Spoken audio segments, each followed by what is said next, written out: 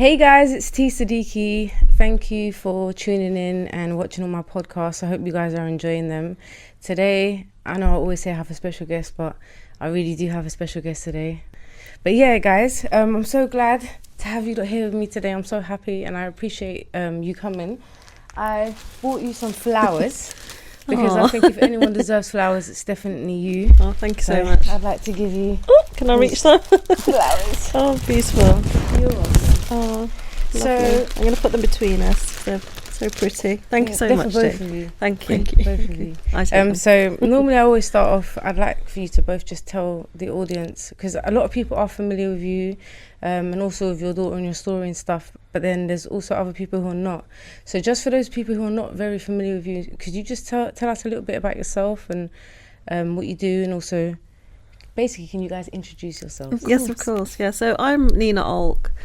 I'm known as London's life coach, but I am known probably more for my passion, which is my purpose, I believe, to be alive on this earth, which is being an activist, speaking out against honour-based abuse, sexual violence, sexual abuse, trafficking, forced marriage, and domestic violence.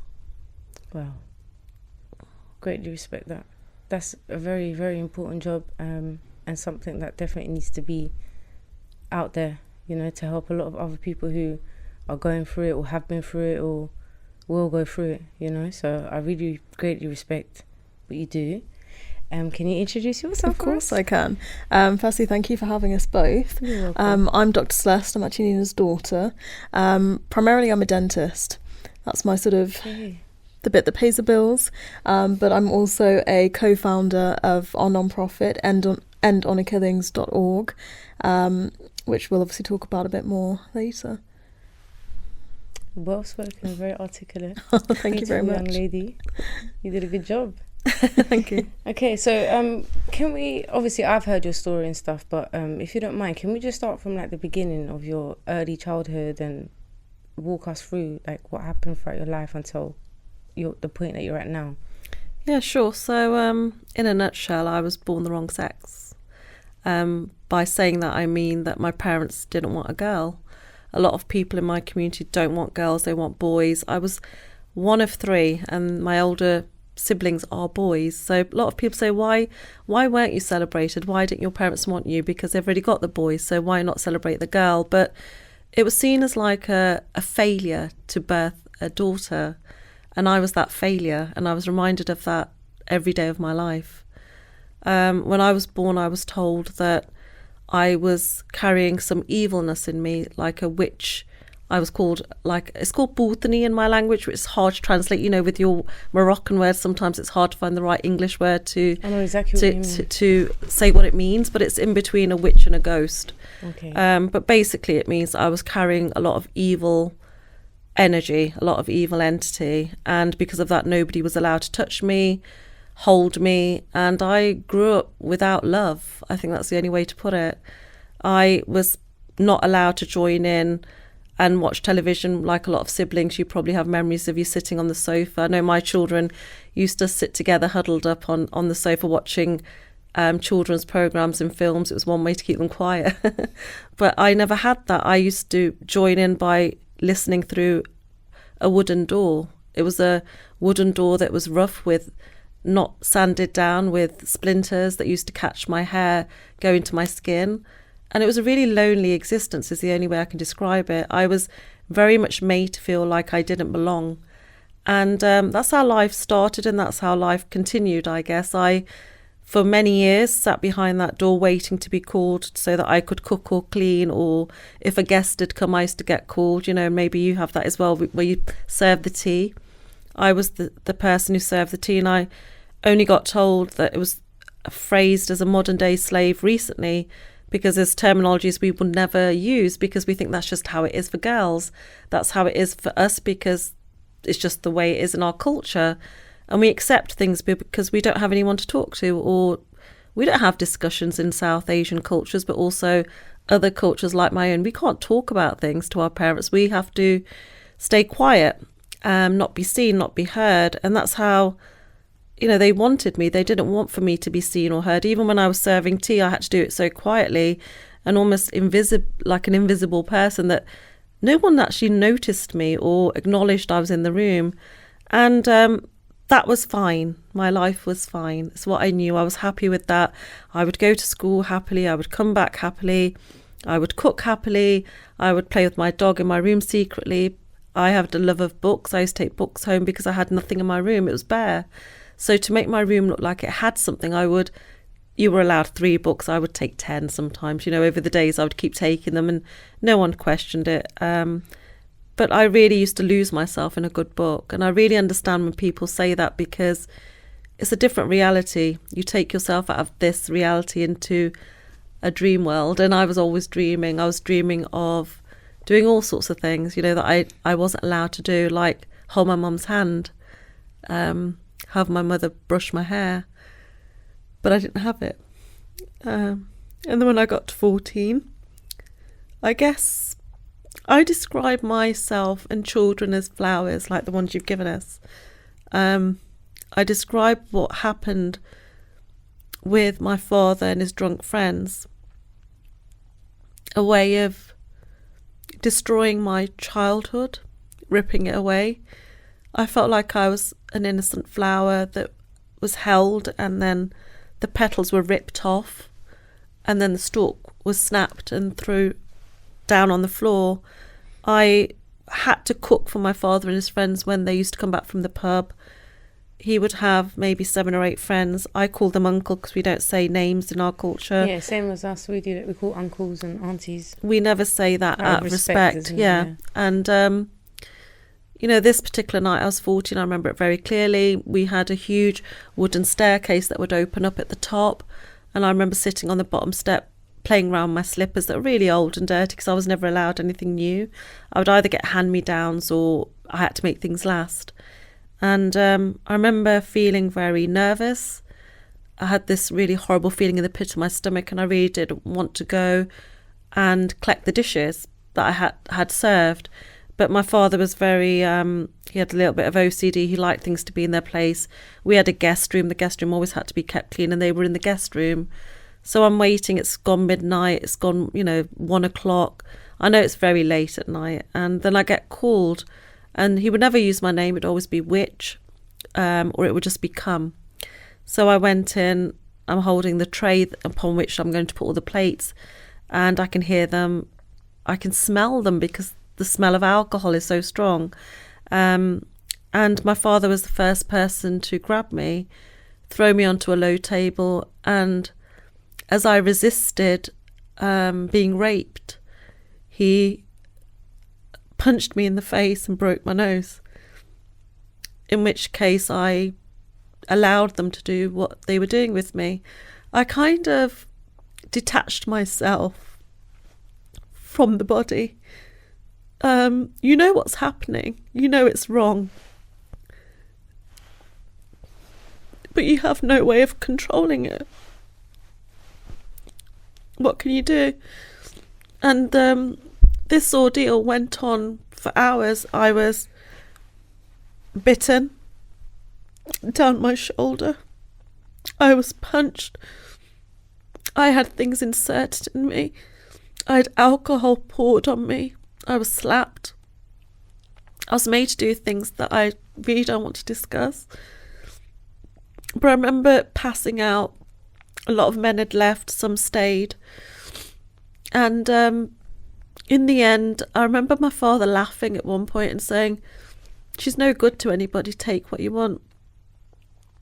When I did wake up, it was because it was the next day. My mother was opening and closing the door to wake me up. She was always angry with me. I never knew why. I just wanted my mum to hold me. But she didn't have it in her.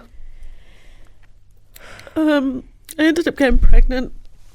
By him? By one of them. I was 15.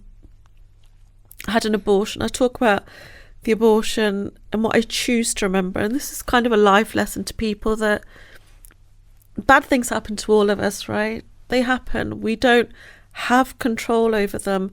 I understand now it was never my shame to carry And I've said this for the last 3 years. When I first started speaking out, I've been saying that people say, well, you just say it, the way he raped you, just talk about it. And, you know, in our culture, we shouldn't speak out. It's a taboo. We keep everything at home. Nothing leaves the home. We're not supposed to talk about things. But that's the problem. That's what keeps this abuse continuing. And it's still happening. You know, we have so many victims come forward saying, my dad did this, my uncle did this. And sexual abuse and violence is very connected within our cultures. It's almost like a control that they use. It's a form of control. But I remember the abortion clinic and having the abortion, and I remember everything, the clinical stainless steel sort of like beds we were put upon. I remember the gas and air. I remember the other people. I can remember some women crying. Some looked quite relieved. But I remember most after the abortion, I was sitting on a grass verge, and a lady actually came out, and it was the first time somebody touched me, and I realised how important human touch is. You know, she stroked my hair, and I thought, how bad and evil can I be, because she's not caught anything? And she voluntarily did it. You know, I wasn't reaching for her. She reached out to me. And I think we need that. We need to be held as children. We need to be held as adults. We need that love. And I wanted to be like her. I wanted to be kind. And when I got back, my parents were worried about who was going to marry me, because if you're not a virgin in my culture, nobody will have you. You're seen as cheap, as a prostitute. And I believed I was damaged because I did it to myself, because that's what my parents were telling me. I didn't realise none of it was my fault. I was just an innocent child. One of the men later on came forward and said, I know how to resolve this issue. I'll take her if you pay me. And my dad back then paid him thousands of pounds, gave him lots of Indian gold, which is worth a lot of money because it's 22 carat or 24. And I remember these boxes and boxes arriving from the jewellers, and my parents were opening and closing. They were shiny and velvet, you know, they were velvety. I remember the boxes and feeling them when nobody was looking, and not wanting to look into them because I was scared, but I just kept seeing all these things mounting and mounting. My mum was like collecting clothes, collecting jewellery, and there was wads and wads of cash. And they came and took it all. But the first time I learnt I was engaged was I was called down the stairs not long after the abortion, sat on a sofa like the one you're sat on. I was given clothes by my mother to wear before I came down the stairs. And I've got a photo, one or two, and I don't know how I've got them, but I just look at that photo and think, God, you're just a kid and you're so scared. Look at the way you're looking down, because you don't know what to do. People say, well, she's born in the UK, why didn't she ask for help? But they don't get it. If you're not from a culture like mine, you don't get it. You don't understand the fear, the control, and you're too scared of judgment as well. You know, you're scared of being an outcast. I didn't know I was already an outcast. I was already not belonging, but I didn't know it. I felt this was my community, my culture, my family. And we're very much family based. Family means everything. We get told about old values, that the white British people don't have values like ours. But I think that's wrong, because everyone's an individual and everyone holds their own values, whether they're from the British culture or my culture, which is the north of India. But we weren't allowed to integrate or talk. So I kept it to myself. I went to school. I wasn't the person sitting at the front anymore. I was now Nina sitting at the back crying. But nobody said to me, what's wrong? I was desperate for someone to say, is there anything I can do to help you? Do you want to talk? Even the friends that I used to walk to school with, that used to teach me the songs from Top of the Pops because I didn't know them, she used to sing them to me. Even she didn't ask me, you know, are you okay? Not even that small question. I mean, if people say to you, are you okay? You tend to say yeah, because it's an automatic reaction. But I really think back then I would have said, no, I'm not. I need help. But I was failed by so many people along the way. So many authorities have failed me. And I ended up in this marriage, which was a sham wedding, a sham marriage, just for the sexual purposes of a grown man, my father-in-law, who was very respected in the Sikh temple in Leicester. He was very known for his work at the temple. So nobody was going to question him. They were going to question me. And when you go to the Sikh temples, half the time you're not learning about the scriptures, because our scriptures, like most scriptures, because I've read nearly every holy book, I'll call it, and every scripture I've read looking for answers, says be a good person, love each other, we're all one. There's no difference between us. We are one race. But when you go to the temple, you hear about things that have got nothing to do with the actual religion. It's all cultural. And he was very much practicing his position as a male. You know, he really was, the patriarchy, the whole prejudice against women was so apparent in his family, and I was the victim of that. So I slept downstairs, everyone slept upstairs, and I was literally a servant in their house. I talk about the cruelty of in-laws because in my culture especially, mother-in-laws and sister-in-laws can play a huge part in the detriment of the mental health of a bride. You know, my mother-in-law was so cruel, she would laugh at me and tell me that the only thing I was good for was opening my legs. And that's very degrading to hear, even now as a woman, if that's what someone says to you. But she would do things which I've mentioned before because it haunts me. It was so belittling that she would force my head into the dustbin and make me eat out of the bin and then call me a dog and say, this isn't your father's home. This is not your mother's home. And she would say that I didn't deserve any better, and I didn't believe that I did. It's so hard. You know, like I've watched your podcast and stuff. I knew obviously what the subject and topic's about, but to actually sit here in front of you and hear this stuff, it's like, it's mind-boggling because I can't even imagine. And my dad, he's protected me all of his life, you know, like down to little things. Like I was never allowed to sit on his friends' laps, or he would never bring his friends to the house. You know, like as women, we were very protected. So when I hear you talking about your own father and your own mother like that, it's like, it's hard to digest. It's hard to, you know, they're supposed to be your protectors, the people who love you, you know, who raised you and will protect you at all costs, even if it comes to losing a life, because I would lose my life for my child, no question asked about it. And I protect her from things like this. So I just feel so sad that you wasn't protected from things like that. It's just really difficult to... The sad reality is that the hands that are supposed to protect you often are the ones that hurt you. Nobody should ever have to go through something like that. And I mean, like, even for you, Celeste, how do you feel when you hear your mum, you know, speak like this and say it, like, knowing that these things have happened to your mum? How does that make you feel?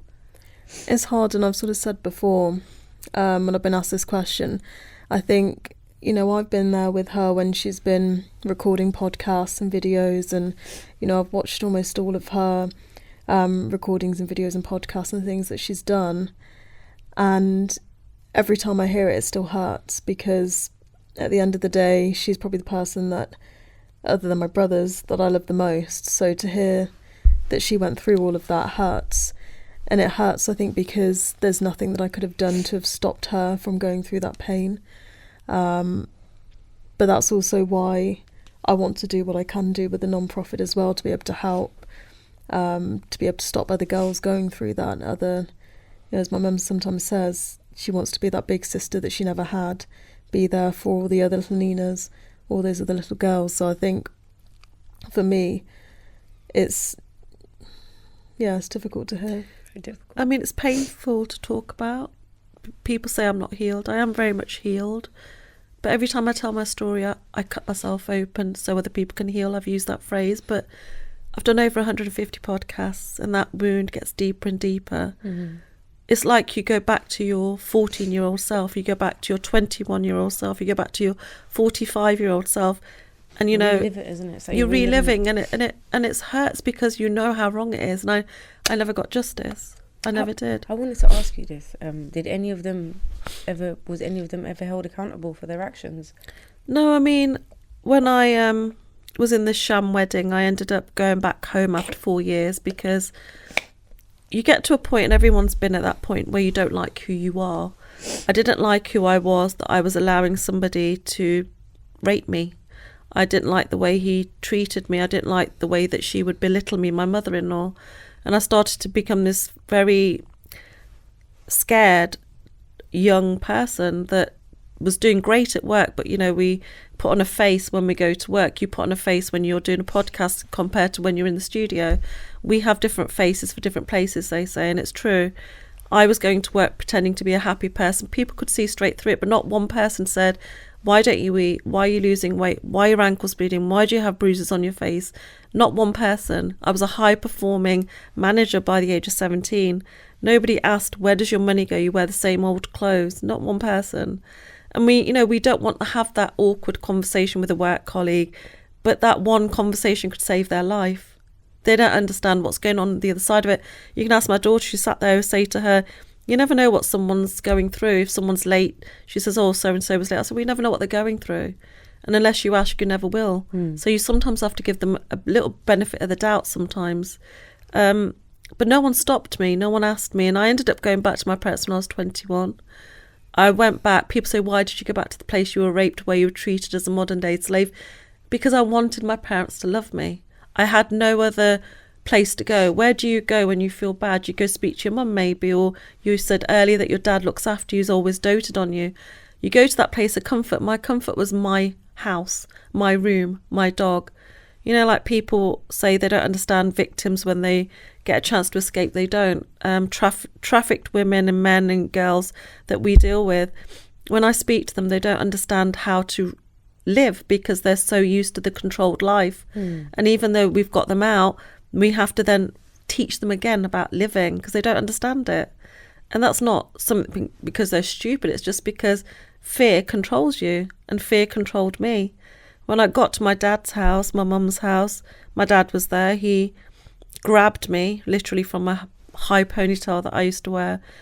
And I tried to defend myself. I put my arms across me, which is a natural reaction. And they twisted my arm back and broke it. They broke my jaw. They broke me. This is all in Leicester in the UK. And this is because I left an arranged marriage, and they knew that I was coming home.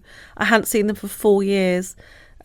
People had told them she's on her way. I'm sure in the Moroccan community, an auntie sees you catching a bus and think, where's she going? And before you know it, your mum already knows what you're doing. And that's the same in my community. They know, people talk about you. They saw me getting on the wrong bus, and my dad knew I was coming. So before I'd got there, they decided they can't send me back because my in-laws wouldn't want me now that I'd left. I'd belittled them. And it's a whole shame thing. And we call it izzat, which is like respect. And if you bring shame on your family and you do things to embarrass them in the community, they then feel they can't go out because they'll be spat upon. People will laugh at them. And the fact I hadn't had a child for 4 years, the fact that I had left without telling anybody, was against all of the unwritten rules, I call them. So they decided they would kill me in an honour killing, it's called. There's no honour in killing anyone, which is the title of my TED talk. But to them, that's a very honourable thing that they had to do. I was then lying on the floor because I'd collapsed, and they were stamping on me and kicking me in the face. You've seen videos recently, people being kicked in the face, but it was happening to me by 2 grown men. My father is an ex-professional wrestler. My brother's 6 foot tall. And they weren't holding back. They were stamping upon me with such vengeance. They wanted to kill me. There was a bone protruding from my leg. It was cutting through the skin. They displaced my hip. And when my father got really angry, he pressed his foot down on my throat. And that's the moment I believe I left my body. I just left. I remember looking back at myself and thinking, good, I don't want to do this anymore. Because we all get tired. We all get fed up with life. And I had had enough of living. But there was something in me saying, it's not your time, it's not your time. And I remember going back into my body and hearing things, but not feeling things. I was just watching blood literally flick off my nose, and the blood was being caught by the carpet. My other brother came and stopped them. And I lay there for days. Nobody came to check me. They said they were going to take me to India. you kind of forget what people say because you're in so much pain. But a couple of days later, I think, because I don't know the times now, an auntie, like my mum's friend, came and said, they're going to send you to India, ask for help at the airport, go to security. And I'm thinking, what? When's Sunday? When are they going to send me out? I don't think I can ask for help if I get to the airport because I'm too scared. You know, if my dad's standing next to me, I'm not going to ask for help. I didn't have anyone advising me like we advise people, place something metallic in your pocket. It'll send, when you go through the bits to go through it, it sends off a signal. You can ask for help. You have to be brave. You have to do it. We try and encourage people that are possibly trafficked or forced to India, because so many girls go missing. So many girls. North Africa is one of the highest places where honour killings happen. Pakistan, North Africa and India, one of the 3 most prominent places where honour killings are carried out. I ended up literally lying in a bath of my own blood, as I describe it. And my body was stiff, it's broken. You know, I looked like something out of a horror film, literally, and I didn't know what to do. I'm talking to myself because in my room I had no one to talk to. I was always talking to myself. I still do it. You know, if you catch me sometimes, you'll think, what's she talking to? I have conversations on my own. And I was saying to myself, what can you do? It seemed like such a big thing to deal with to get out the house. But I knew my mum and my auntie, her friend, would watch an Indian film. My dad was there. That would take at least a couple of hours. So I'm thinking, I've got time. So I broke down this escape plan into bits, and I think that's the only way to get through life, to not think you have to get to the end goal straight away, to say, if I can do this little bit now, then I'm there half, a quarter way there. Step by step. And that's what I did, one step at a time. I got from the floor to the door, got from the door to the kitchen, and then I got outside, and that was the hardest part. And I think at that point I wanted to give up, and sometimes when we're trying to even change your bedroom furniture around, you get to the point where you don't want to do it anymore and you think, I can't bother, I'm too tired. But that's when you have to find that last bit of strength you've got in you. And sometimes we don't get it from ourselves. I tell this story and people laugh at me, and I don't care, because I don't care about what people say anymore. But my dog came and sat next to me. She was super loud. I'd had that dog since she was a puppy. She was literally my only friend, a source of love but warmth. And she looked at me. She looked at me, she looked up. And I said, don't bark. I begged her. But it's from her telling me to go that I thought, I can do this. And I did. I got away. I woke up. I'd fallen asleep in the bushes across the road because there was a little park opposite my dad's house. And I fell asleep. And when I woke up, I ended up struggling, somehow got to a taxi rank, got to the police station. The police didn't know what to do with me. Now we tell girls, don't say honour killing, say attempted murder, or say that you've been attacked by your family. I said the wrong thing for them, not the wrong thing for me. But the policeman, I don't even blame anyone. I have no hatred in me. But he could have changed a lot of things that were going to happen, but things are meant to happen, that are supposed to happen, they happen. He didn't know what to do with me. He said, let's send you to the hospital. In the hospital, I was ignored for 3 or 4 months I was there. And I was lonely. I'd watch everyone else receive love, flowers, presents. The little boy on the end, I just remember he'd open up his comic from his mum like he'd never seen a comic before. I loved one of the men that used to come visit his wife, because he'd always bring a pink or white flowers. And I thought, wow, she's so lucky. Not why haven't I got it? I'd think I'm happy for her. That was just me. But the nurses didn't pay me attention. The doctors treated me like I was somebody with an infectious disease they would catch, just like my parents had. And I just accepted it because that's who I thought I was. When I left hospital, my arm was still in a sling. I still looked like I'd been through a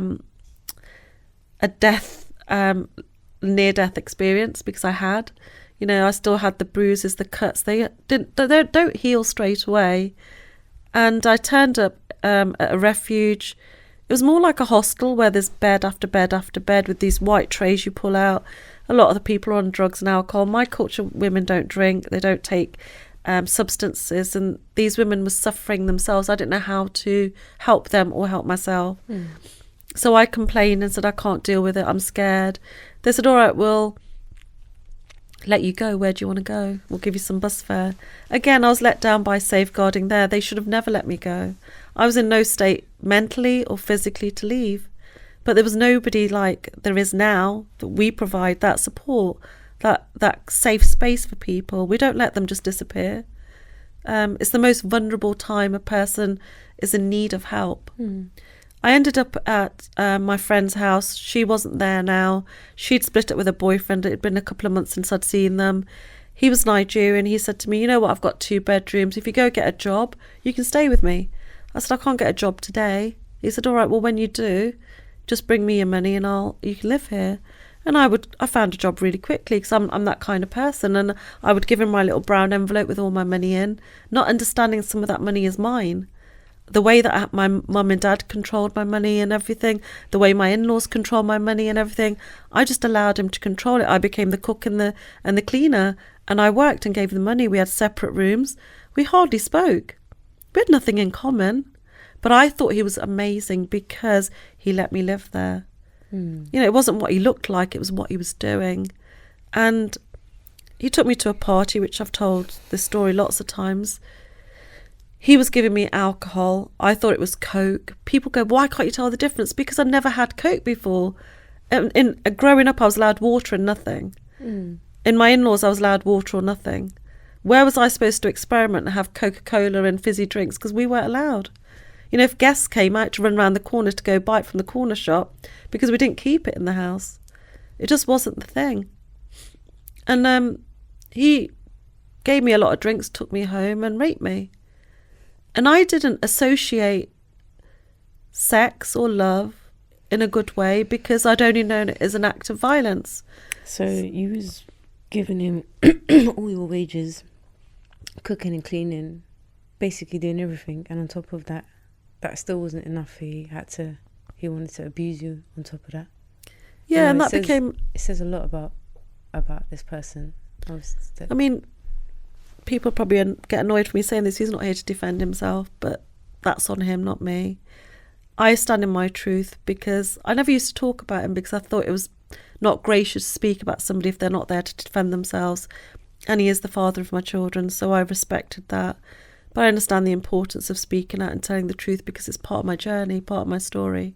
Yeah, it's just the way I am. As long as it's the truth, then, you know, that's your right to speak your truth. That's your truth. That's what, you know, what you lived, what you went through. I was an easy person to take advantage of. I was a very naive 21-year-old, 22-year-old. And when I got pregnant, I told him that I'm pregnant. I recognised the signs. He said, get rid.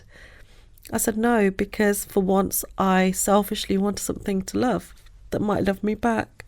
Give you a reason to live, isn't it? Exactly. You kind of are lost sometimes and you need a reason sometimes, and it's sad. But the life that I'd had, I miss my dog so much. I had nothing, no one, no friends. Work was work, you know, you do your bit and you go home, but they're not real relationships. I thought it was normal for a husband, because I watched my dad do it, go out, not come back, and he had other women.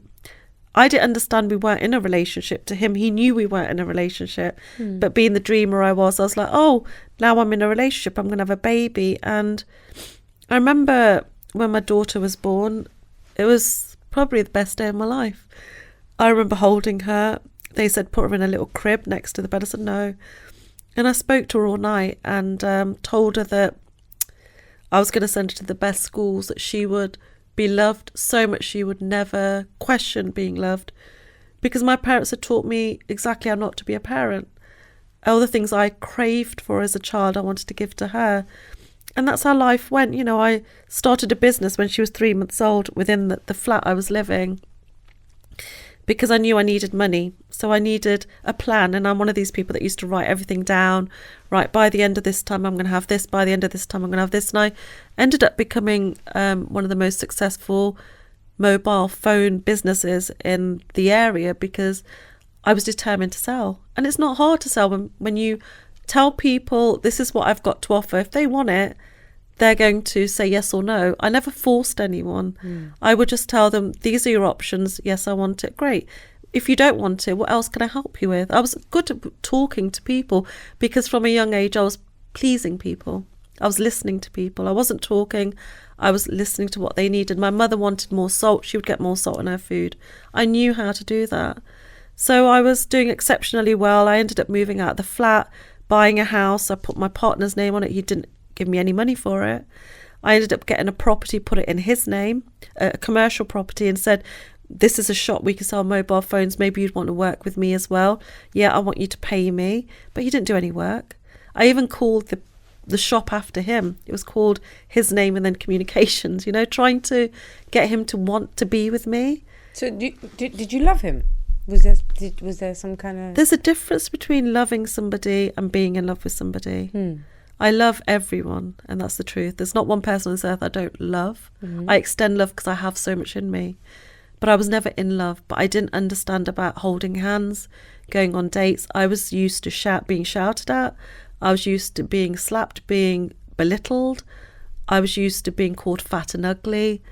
If there was ever sex involved, it would be a case of he would take me, but not have any communication with me. And that, for me, was normality from what my dad had taught me, sadly. So I didn't know. I didn't know about kissing and gentle hugging and love. It's not something that I knew about. So I was never in love with him, but I was in love with the idea of a family. I was in love with the idea of a white picket fence, and that's exactly the type of house I bought.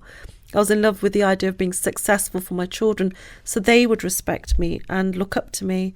And I did really, really well. You know, Celeste went to a private nursery that all the doctors went to, all the nurses went to, all the professionals in this small white town that I was living in, a very white British town, because I knew that if I put her in the best places, she would be looked after the best.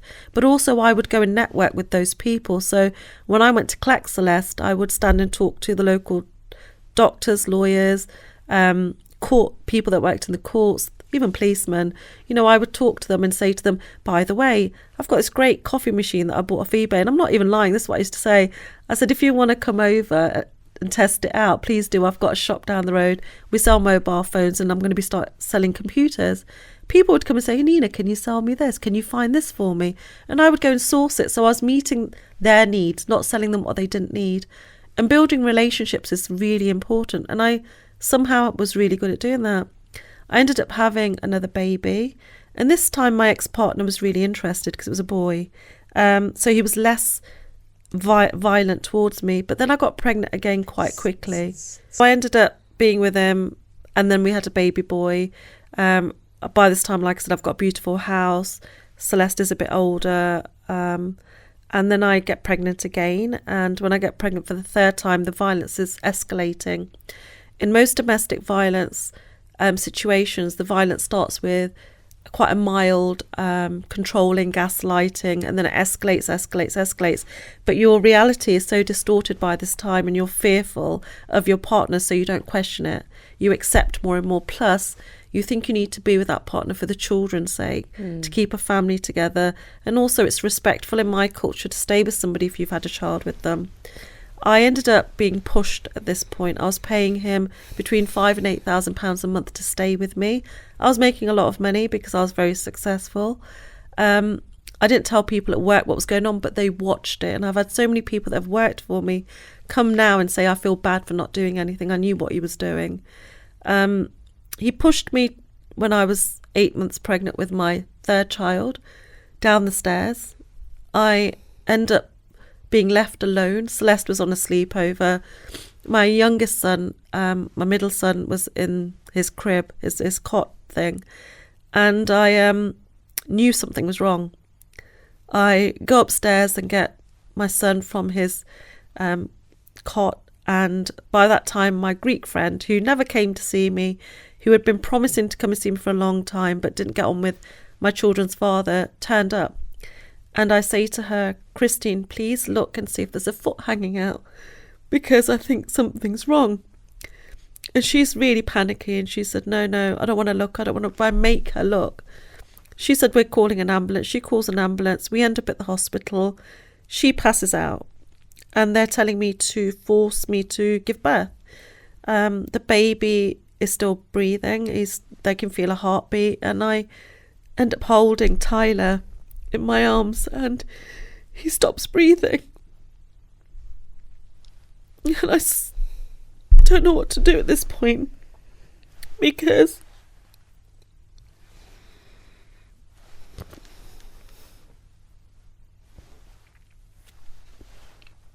take your time. I'm so sorry that happened to you. losing a baby is one of the hardest things anybody can go through. They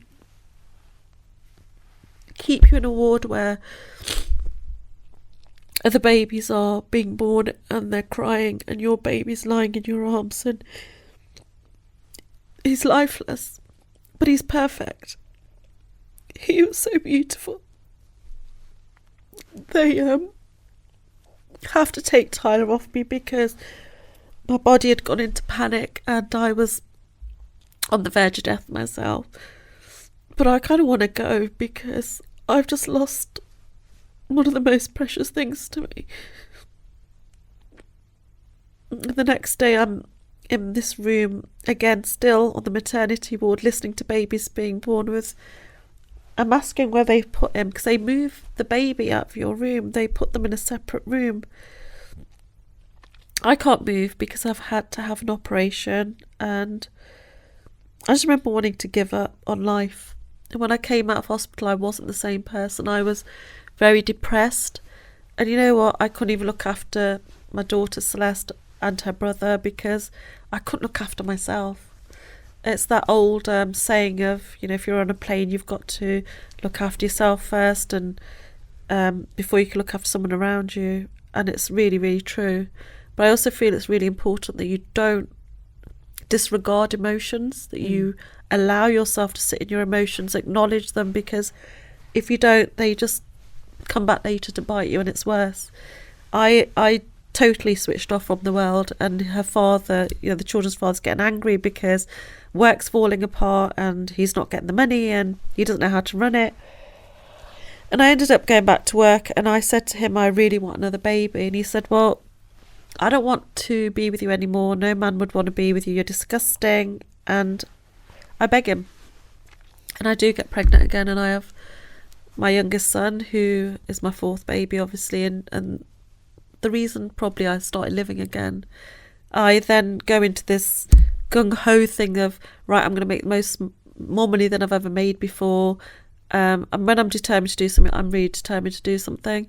Celeste ends up at university. She's done 2 degrees. She's doing her first degree in London, and her father starts to understand he's losing control of the family because she's going out and doing what she wants and he can't control what she's doing. I mean, she'll tell you herself her childhood was very controlled by the father.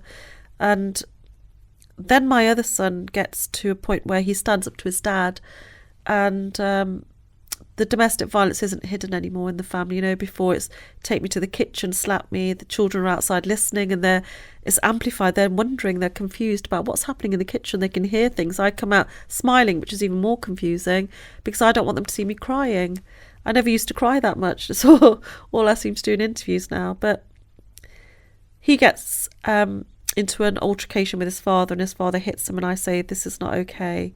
So I send him to boarding school instead of saying to the father, leave the house. Boarding school costs a lot of money. I don't choose the cheapest places. I always want the best of the best for my kids, which means I have to open a new business. Well, that's okay. I'll just go open a new business. By this time, we've got 7 businesses going. I'm wrapping cars. I used to wrap Rolls Royces. I had a signage company. I had a company that provided fabric to people that are in fashion. I was forecasting fashion to the Arcadia group, which has now gone down, but I would tell them, buy this colour, buy this pattern, because it's khaki going to be. And a lot of it was just guesswork, but anybody can do it. I had no qualifications, I've got no education, but I was doing it, I was making it work. And money isn't really an object that's a problem. I always feel that if you know you can do it, you'll do it. I had no glass ceiling like people have, where they think they can only get a certain amount of money. For me, money comes easily. It's all I've ever said. But I didn't look at what was happening in the house. My youngest son became sick because he'd lost his best friend. He'd lost his buffer. When there were arguments, he had no one to turn to. He's texting his brother, and he showed me some of the texts recently, and they're really heartbreaking. He's saying, I hate it here. He started again on her. He's shouting at her again. I don't know what to do. And it's really upsetting because I didn't see that he was suffering. I thought I was doing the right thing. Women stay in relationships because they feel they need to for the child. Men stay in relationships because they think they need to for the child. But the children know what's going on, and it's affecting them too. I end up going into hospital with my younger son because he's really sick. Dr Celeste is at university, and she receives a text message from her father saying, I'm sorry, and she thinks that he's killed us because the picture is of me sleeping on a sofa, her brother's slumped on her desk, and time again she would come and see us, and I would hold her at the train station like it was the last time we were seeing each other. You know, we didn't know for sure that we would ever see each other again, which is so horrible to put a child through that as well. When I got woken up that day by Celeste ringing me because she wouldn't give up, I woke up with a very sore throat. I went to the kitchen to get a glass of water, and when I did go in the kitchen, I'd seen he turned all the cooker taps on. The stove taps were switched on and the house was full of gas. It was just waiting to explode. That led to homelessness. That was 9 years ago. And that led to the police finding me when I'm temporarily living with somebody called Nikki Bliss, who took us basically off the streets to live with her. We were put in some temporary accommodation, which was not worthy of anybody living there. It was inhabitable, really, with human faeces smeared on the walls, and the carpet was sodden with urine. We were living with Nikki in Leicester, and the police came to ask me about my father and said, we need a character reference. And I thought, they're going to press charges about my dad. But it was never about me. It was about a sister that I didn't know I had called Julia. She's half Polish and half Indian. And her mother lived in Loughborough, which is where my dad has a lot of houses and a lot of businesses. And they'd been in a relationship and split up. And then my father had rekindled the relationship under false pretenses, telling Julia she was going to a birthday party to meet her side of the family from him, and she dressed up in a party dress going to the party, and her mother never saw her again because he abducted Julia and took her to India and sold her to human traffickers. My father got 4 years in prison and a reduced sentence because of the influence of cultural beliefs. He was doing it to retain honour. So Julia is still missing, but she needed a big sister. I didn't have a big sister. And at 50, I discovered me because I'd been forced to move from Leicester to where I am now, which is in Surrey. And suddenly I wasn't looking over my shoulder. I wasn't walking on eggshells. I wasn't worried about my family's side trying to find me. I wasn't worried about my ex-partner trying to find me. I felt safe, and I had to make a decision to give up all of this newfound love for me, this new reality I'd written. I'd wiped out everything anybody had ever told me, that I was fat, I was ugly, I was stupid, and I'd rewritten lovely, beautiful things about me and decided I was going to love me at 50. And I was in a really happy place. I was going out with Celeste, we were enjoying our lives. But I knew I had to do something. It was a bit of a why me situation, but I had never dealt with the fact of what Julia went through, and I knew that I was scared when I was 21, being killed, attempted murder, which is what it is. And now I was thinking, how would a 6-year-old feel being taken by my father? And I couldn't let it go. So I promised Julia in my mind I would give her 100 speeches to the world, 100 podcasts, 100 interviews, 100 radio, whatever anybody would ever allow me to do. And nobody wanted to hear it. Everyone was like, this is too much. Some people even recorded videos and deleted them because they were too much. And then 1 view would happen, 2 views, and I got to number 97. And I'm really tired. We've set up a non-profit literally a month before. It's February 2023. We're in Sweden. It's cold. It's snowing because my daughter thought it was a great place to take her mother for her birthday. And the messages started coming through from various people saying, you've just hit 25 million in literally a couple of days. How's that happened? Your video's gone viral. And it's a video I recorded at 3 o'clock in the morning with an American person. I'm wearing what I was sleeping in with just a jacket thrown on top. I've got no shame in saying it. My hair's a mess. I just didn't care at this point. I really wanted to give up. And it's so important that I say this, because a lot of people out there are trying to achieve something and they get tired. And you kind of think nothing's going to happen. It's not going to happen, but it is going to happen. You just can't give up. You've just got to keep going. You've got to just be resilient and be determined. Yeah, persistent. And that video meant 16,000 women, girls and men got support from End Honour Killings from around the world. We rescued people. We managed to get so many people to safety, and we continuously support people. And that was the beginning of End Honour Killings, really, and my recognition as an activist speaking out, as an expert, lived survivor who's able to lead others to a place of freedom. So I have quite a few questions that I want to ask you. So, you know, with everything that was going on within your household and your family and you while you was growing up, where was your mother in all of this, and what role did she play, and how did she feel about what your father had done to you? So women in the community, including my mother, play a role where they allow this kind of behaviour, is condoned by their actions. My mother had many opportunities to show me an ounce of love, but she never did. And I was craving it. We weren't allowed to make eye contact. I didn't make eye contact with her, excuse me.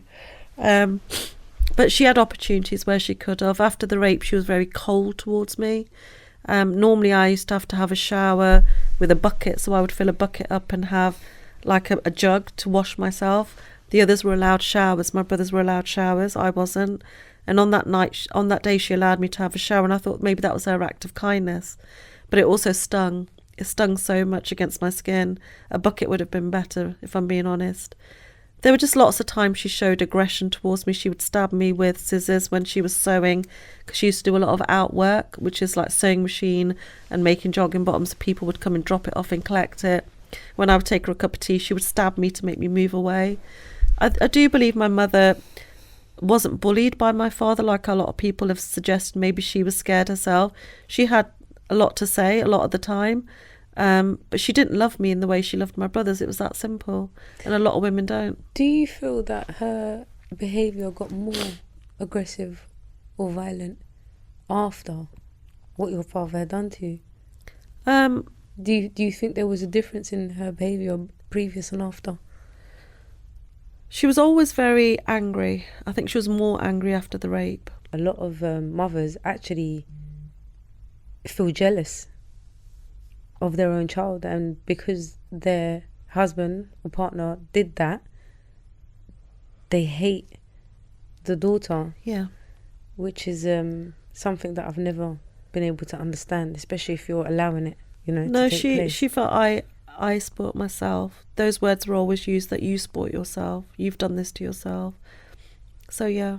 But I mean, I think that's probably a part of the gaslighting, it, isn't it? Because really deep down inside, she knows that it was not you. They're adults and they're fully aware of what they're doing and what's taking place. But because you're a child, and like you said, a lot of people say, well, why didn't you do something about it? Or why didn't...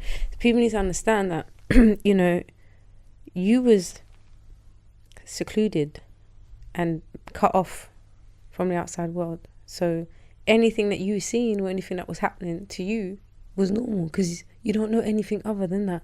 You just think, well, this is maybe life. This is how it's supposed to be as a girl. So yeah. I just, obviously now you're fully aware of everything that's took place, and that obviously it's not your fault. You're not to blame, But where do you stand with your parents now? What's your relationship like with them now? So I have a lot of death threats from my family, my immediate family, my extended family, from people I don't even know in the Middle East. They want to behead me, which is apparently the best way to retain honour, because speaking out about these matters makes other women consider they also have rights, and they don't believe they should have rights. So my parents don't speak to me at all. I am the black sheep of the family. I am constantly told on social media and trolled by people saying that I'm lying. I know my brothers often have had a hand in that themselves. I don't do this because I'm trying to hurt anyone. I do this for justice for Julia more than anything. She didn't deserve to be taken the way she was. And sadly, in any conflict, women and girls are the first ones to be hurt. Would I love justice for myself more than anything? Because then it also shows other victims and survivors they deserve and they should get justice. But we encourage other people to ask for justice now before it's too late, like it is for me. I tell my story so that other people know they're not alone, to give them hope, to make them understand that, look at me now, I'm coaching UFC fighters, MMA fighters, boxers, some really well-known people, because I know how it feels when your body's broken and you can't get up. It's your mindset that gets you up. It's your mindset that makes you carry on. It's your mindset that makes you win. It's the difference between existing and really living a life that's worthy of living. The other question I wanted to ask you was, so obviously you have your mother, your father, and then you have your brothers. Was it 2 brothers you said you had? Yeah. I mean, I'm just going to be quite frank. You said you watched my interview before and you felt like I was holding back, and you don't want me to hold back, so I'm not going to hold back. You know, normally when there's a group of people, so I'm just going to come out and say it. I think your parents and your brothers, the activities that they engaged in and the way that they treated you and the stuff that they did, and I think a lot of people will agree with me, because within the comment sections, a lot of people also mentioned it. But it's very demonic behaviour. It's almost as though it's like a demonic practices. I don't know, was your parents ever involved in anything? They believed I was a black entity, that I was evil. Okay. You'll find that most people, and this is really sad to say, but it's truth, most people, when they're going to kill a victim of an honour killing, will rape them first. There are many cases you can look up. A lot of the cases of the girls that are about to be killed are raped by family members first. It's almost like a sexual act they have to carry out. I don't know why. I don't understand it, because I'm not those people. All we need to understand is that it's wrong. And if it's wrong, it needs to stop. Yeah, that's all that matters, is that it's wrong. But I said that to say this. Normally within a group of people, you know, you may have a few evil people, but then you normally will always have that one. But if they all believe that this is the right thing to do, and young men, even as young as 15, still believe this is the right thing to do, because it's like I call it a devastatingly, I can't remember what I was going to say. It's like a disease that doesn't go away. It's like the pandemic that happened. This is a disease that's going around, and we've all got to do something about it. But it's so ingrained in their minds that they believe that it's the right thing to do. Okay, so and it's like what I was gonna come it's to. like decaying in their mind, that if they don't do it, then they're not holding this honour for the family. Okay, so that was going to be my next question.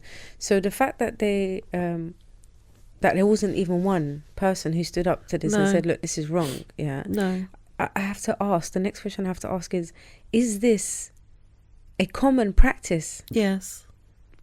In the culture, yes. My dad was celebrated when he came out of prison by the community.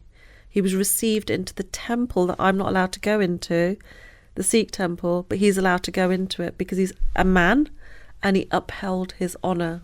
He did what he needed to do. Often people will bring you the daughter if they find her and drop her to your doorstep and say, we found her with somebody out of her culture, she's dating somebody, and they will be part of that honour killing. Okay, but what confuses me, there's a lot of contradictions, because I'm hearing the word honour a lot. Honour.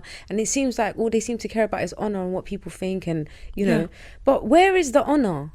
That's why when you're carrying out the acts that you're carrying out. I mean, like, if the community knew that he was doing these things that he was doing, would he be commended for it? I mean, is it that enrooted in the culture that people actually praise this kind of behaviour? Or they don't praise that he was having an affair. They praise that he did something to resolve it. He got rid of the child. He split up with the woman. He came back to his wife. They Okay, praised that. I mean, like, for example, the situation with you. Now that you've come out in the open and you've spoken about it, and people know what he's done, They say I'm lying. No one honours my story. I beg that people honour my story and the pain I've gone through, so nobody else has to go through it. So, you see, when he did that act to you, was your brothers aware that he had done that? Yeah, everybody would have been aware. And they But had absolutely no problem They live in with denial. It's like my ex-partner denies everything that my children have seen him do. I mean, my son went round to see him a couple of years ago because he needed to go. He said he felt the need to go back to the house. It was more the house than him. And he said he sat there and told him, yeah, well, I did set a pillow on fire, but I didn't do anything else. And he said it very blasé, like it didn't matter. So if somebody believes what they're saying, then how do you make them understand it's wrong? I think it's like that thing, you know, if you tell a lie and you keep telling every single person that you come across You that start to same believe lie, it yourself. you start to believe it yourself. And it's that same sort of thing as if I tell you something, I tell you this is the truth, and I keep telling you that same thing, eventually that will become your truth. And I think it's one of those things where, because it's not just one person saying it, it's a whole community saying these are the things that we should be doing, these are the things that we need to do, because, you know, honour is the you know, highest thing that you need to uphold. And to be able to uphold that, you need to do X, Y, and Z. And if you're not doing these things, then you can't be a part of this community. And people crave being parts of communities. People, you know, I think one big thing about religion, one thing that a lot of people resonate with when it comes to religion is that sense of community, that sense of belonging. A lot of people are searching for a purpose in life, you know, why am I here, what am I doing? Having like a religion, a community that gives them a sense of purpose. And if you're then being told by that community, well, to be part of us, you need to do this, and, you know, you need to do these things, then you're going to go ahead and do them. And people do, unfortunately. And even though you might know at the back of your mind, this isn't quite right, this feels wrong, but I'm being told by 50 people that I need to do this. And if I don't do this, then I'm not going to be part of the community. I'm then going to be an outsider. I'm going to be on my own. Then who am I? So It's that sense of belonging. yeah, so you go ahead and you do it. And I think also it's that thing of, you know, well, if you don't do it, then somebody else will do it. Then you're out, this person's in, and then you're on the outside looking in. A lot of people don't like to be in that position. A lot of people don't like to be alone.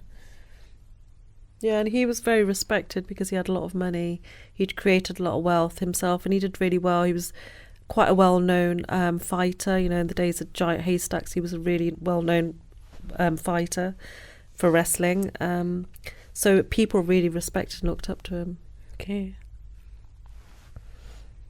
I think as well, if you think about some of the things that have come out in the media, you know, with certain celebrities, and people looked up to these celebrities, and, you know, you still have people that will say, oh no, well, you know, it's just because people don't like them, and it's hearsay, it's not the truth, rather than saying, you know, it's probably taken a lot for these victims to come forward and say, this is what's happened to me.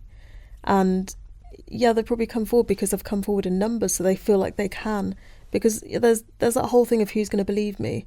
If it's one person saying something compared to somebody of a, you know, that's seen in a certain way, that person's seen up here. So if I say something, why would anybody believe me? It's that whole thing of, do you speak out? I mean, I think it's really important to hold people accountable. I didn't hold my father accountable. He went and did this to Julia, my sister. I didn't hold my ex-partner accountable. He's taken money off so many women. I've had court letters come to my house and say there's a charge on the house that you owned with your ex-partner because he's taken £30,000 from a woman, you know, without her permission. People keep doing what they're doing until they get reprimanded for it. 4 years in jail wasn't enough for my father. Will he do it again? I don't know. He believes, and a lot of people in my community believe, they're above the law because the law don't do anything about it. Yeah, that's really sad, to be honest, because I'm not going to mention any names, but there was a individual who I knew. He's a really, really nice guy. He was actually a Christian, and the girl who he was in a relationship with was a Muslim. And when her dad found out that she was dating this Christian guy, he murdered her. And I remember I met her like a few times because I knew him and his family. I didn't really know her well, but I met her a few times, and she was one of the most loveliest girls I've ever met in my life. So calm, so well-spoken, kind, gentle. And when I heard about what had happened to her, it was heartbreaking, you know, to know that this stuff is still happening now. Yeah. So what you guys are doing is so amazing, and it's so needed, you know, because like you said, these people are going to feel like, who's going to believe them, you know? So the fact that you guys are there for them, to help them and guide them through, and that they can relate to you because you've been through it yourself, that's what's the most powerful thing of it, you know, is amazing. And I hope that God blesses you lot and protects you, you know, and I hope that you just continue with your work, and I'm sure you probably touched so many lives and you will continue to do so. Was what your mother went through the pivotal, like, not soul, but the pivotal reason why you decided to help, to set up an organization and help people who are in similar situations? I think, I didn't know, but my mum had been helping people for a while, and she's putting it all on a credit card, because in order to help somebody, you've got to get them away from the situation, get them somewhere safe before you can get them in contact with local authorities, whoever's going to help them next. It's that sort of first point that you need finances for. You need the money for a taxi or a train journey or a bus journey for them to get to somewhere away from where they are. And then you also need money to put them up in a hotel, provide them with something to eat for at least a day or two, because obviously these things take time. It might be 7 p.m. in the evening and the local council offices may be closed, so you can't go to ask them for help that day. Yeah. You might have to wait for the next day. So because she was doing these videos, people were starting to reach out and asking her for help. And she didn't really tell me that she was helping people. And then I actually remember going into her bedroom one day, and she said, can you look up a hotel in this area and just tell me which one, something that's, you know, clean, affordable, you know, gave me the requirements. And I'm thinking, why do you need a hotel there? I've come over to see you for the weekend, you're not going anywhere, what's this for? And then she said, you know, I've been contacted by this woman, I think it was a woman and a son, and she said, there's this woman and a son, and she said to me, she said, you know, it felt like it took me back to when I was homeless with your youngest brother, and I just need to help this woman. I need to put her into somewhere safe with her son. They can't go to women's refuge because the son will be separated.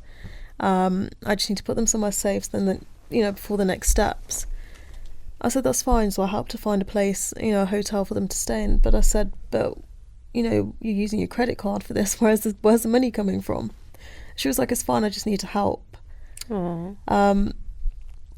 And she was continually doing this. And obviously you can only self-fund these things for so long. And a lot of what we still do is self-funded from the talks that we do, sort of training talks we do for police and local authorities and such. But it got to the point where there's only so much that my mum could do on her own. She's being constantly asked for help and finances, and she sort of said, you know, I'm going to set up a non-profit so at least I can start to apply for funding and have something sort of more legitimate there, you know, more of a structure to be able to help people. So she sort of said, you know, will you help me? And I said, of course, because I think it's not just, and when I tell people about the non-profit, they sort of say, oh, how'd you get into that? And I say, well, because my mum survived an attempted honour killing. And they go, oh, okay. And they don't really quite know what to say.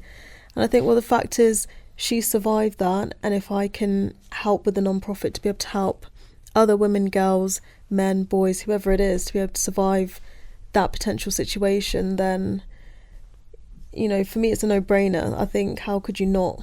That's amazing. How could you not want to do that? I think that's amazing. And I can see the bond you two have is so, like, it's very touching. The thing is, I never set out to be an influencer, a vlogger or a blogger or anything. I just knew they tried to kill me so many times and they couldn't. I knew that there was a higher source that wanted me to do something in my culture, in my religion. My religion is Sikhism, which I don't practice, admittedly. I take out little bits from all different religions. Like in the Quran, it says God tests the ones he loves the most. I take that out. I take bits out of Christianity. I take bits out of my Sikhism.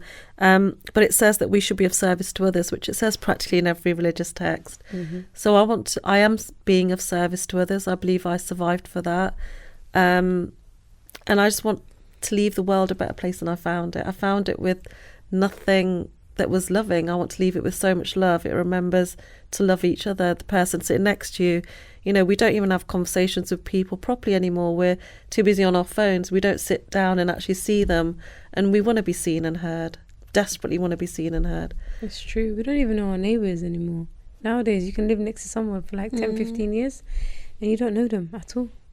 It's true. I've got very good neighbours, I have to admit. It's a old elderly couple, and he always picks little flowers and gives them to me. It's very, very sweet. You know, I'm very blessed. I got nice neighbours too. Yeah. But before I moved there, I never ever used to know who my neighbours were. It's social pressures and I suppose societal changes with people not wanting to know.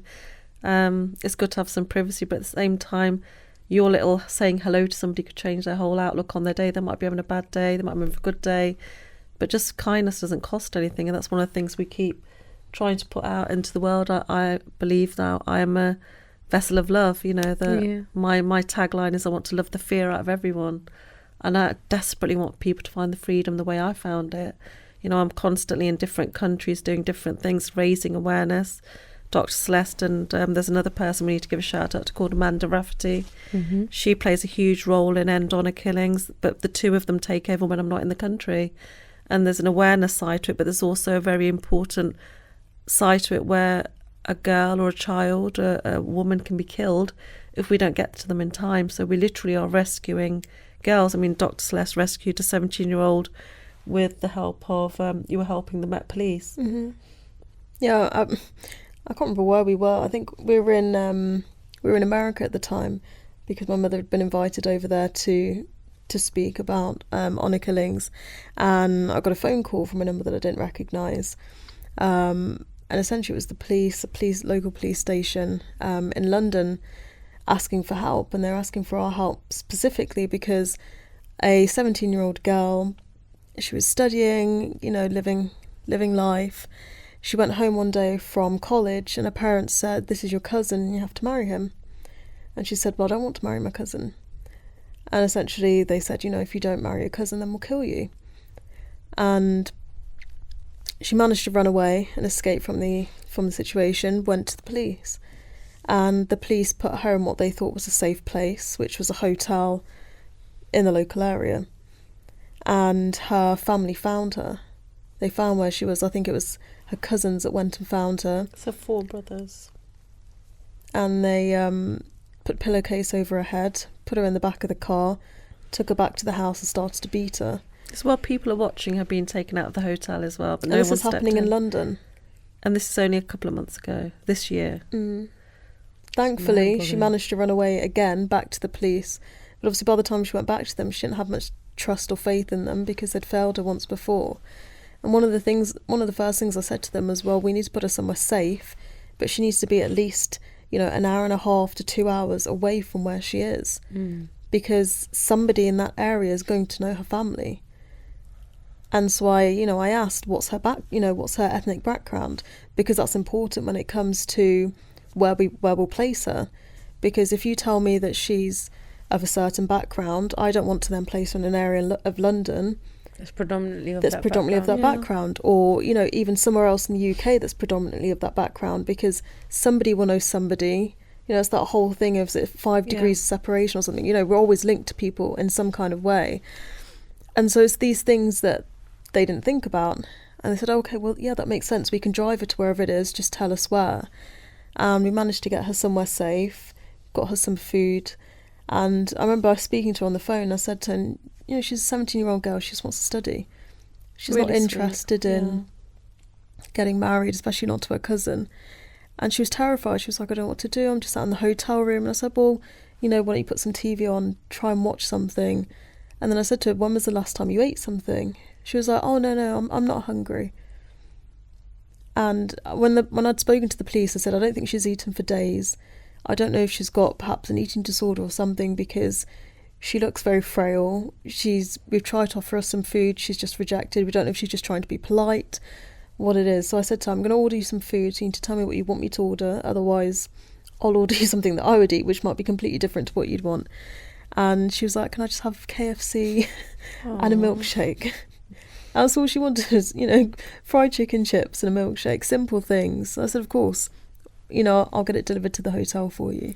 See, we do it for the girls. I know my arms are open to men, women, people from any community. I don't have any biases against anybody. Don't even need to be from my culture. But I've always done it. We've always done it for the girls. And when it's a young girl, it really touches our hearts because, it just does, doesn't it? And they just want to be loved. They just want to feel safe. But every time we do this, it costs a non-profit between £300 to £500 easily. Getting a safe taxi, we call them, where it's not an Uber. We have to check the demographics of the driver, who he is, his ethnicity. Would he talk to somebody? Because we want someone not to have a conversation with her, really. We hide them. We don't let them come out. We hire somebody who's amazing called Niru. She's an IDVA. She has all the legal capacity to rehouse them or get them into the right places, a foster family, whatever they need. But she's so loving as well. We make sure they have clothes, food. Dr Celeste continuously supports them, which is really important. To have someone contact you and check in on you is massive. It's like when you're down, if someone rings you and says, hey, how you doing, T? You feel loved, you do. And you do a great job at doing that. Thank you. I think it's amazing what you guys do. And if you ever needed my help in anything, I would be more than happy to help. Or if anybody else needed help or anything, I'd be more than happy to help in any way possible. Honestly, and I'd do it from my heart, and I'd feel really happy about it, because I feel like people who really do need that kind of help, I'd go above and beyond. I'd go out of my way to make sure that these young girls are safe, even if it means putting myself in danger. I would do it, because these girls are so young, vulnerable, and they need protection, And my mentality, I'm quite a strong person, my characteristics and stuff, and I think I'm an empath. If I see someone going through something or struggling, it's I'll cry. If you cry, I'll cry. If you're going through something, it feels like I'm going through something. So if I was to ever see something like that, or, if you guys ever needed, a situation ever occurred or anything, you needed any help, I'd be there 100% straight away to try and help any child who needs that help, because they need that protection. They do. And we set our non-profit up because a lot of non-profits weren't doing what they should be doing. I was turned away from one of the main non-profits that was set up about forced marriages. Those non-profits are interested in giving you a statistical research paper, which doesn't help anybody. It's diddly squat, in my opinion, yet they're funded. And you know what? I'm actually breaking away from every non-profit, because at one point when I was did my TED talk, I said, come stand with me. And recently I did a talk begging people to stand with me, because everybody doesn't want to know. They think I'm too outspoken, I'm arrogant, I think I'm above everyone. But push comes to shove, factual information is that I've made more of an impact getting the message across about forced marriages and honour-based abuse and sexual abuse than anybody has in the last decade. Why? Because I felt it. I don't want anyone else to feel that. They are not necessarily survivors. They are not necessarily doing it because they want an end to it. It puts them out of a job. We would love to be out of a job when it comes to our non-profit.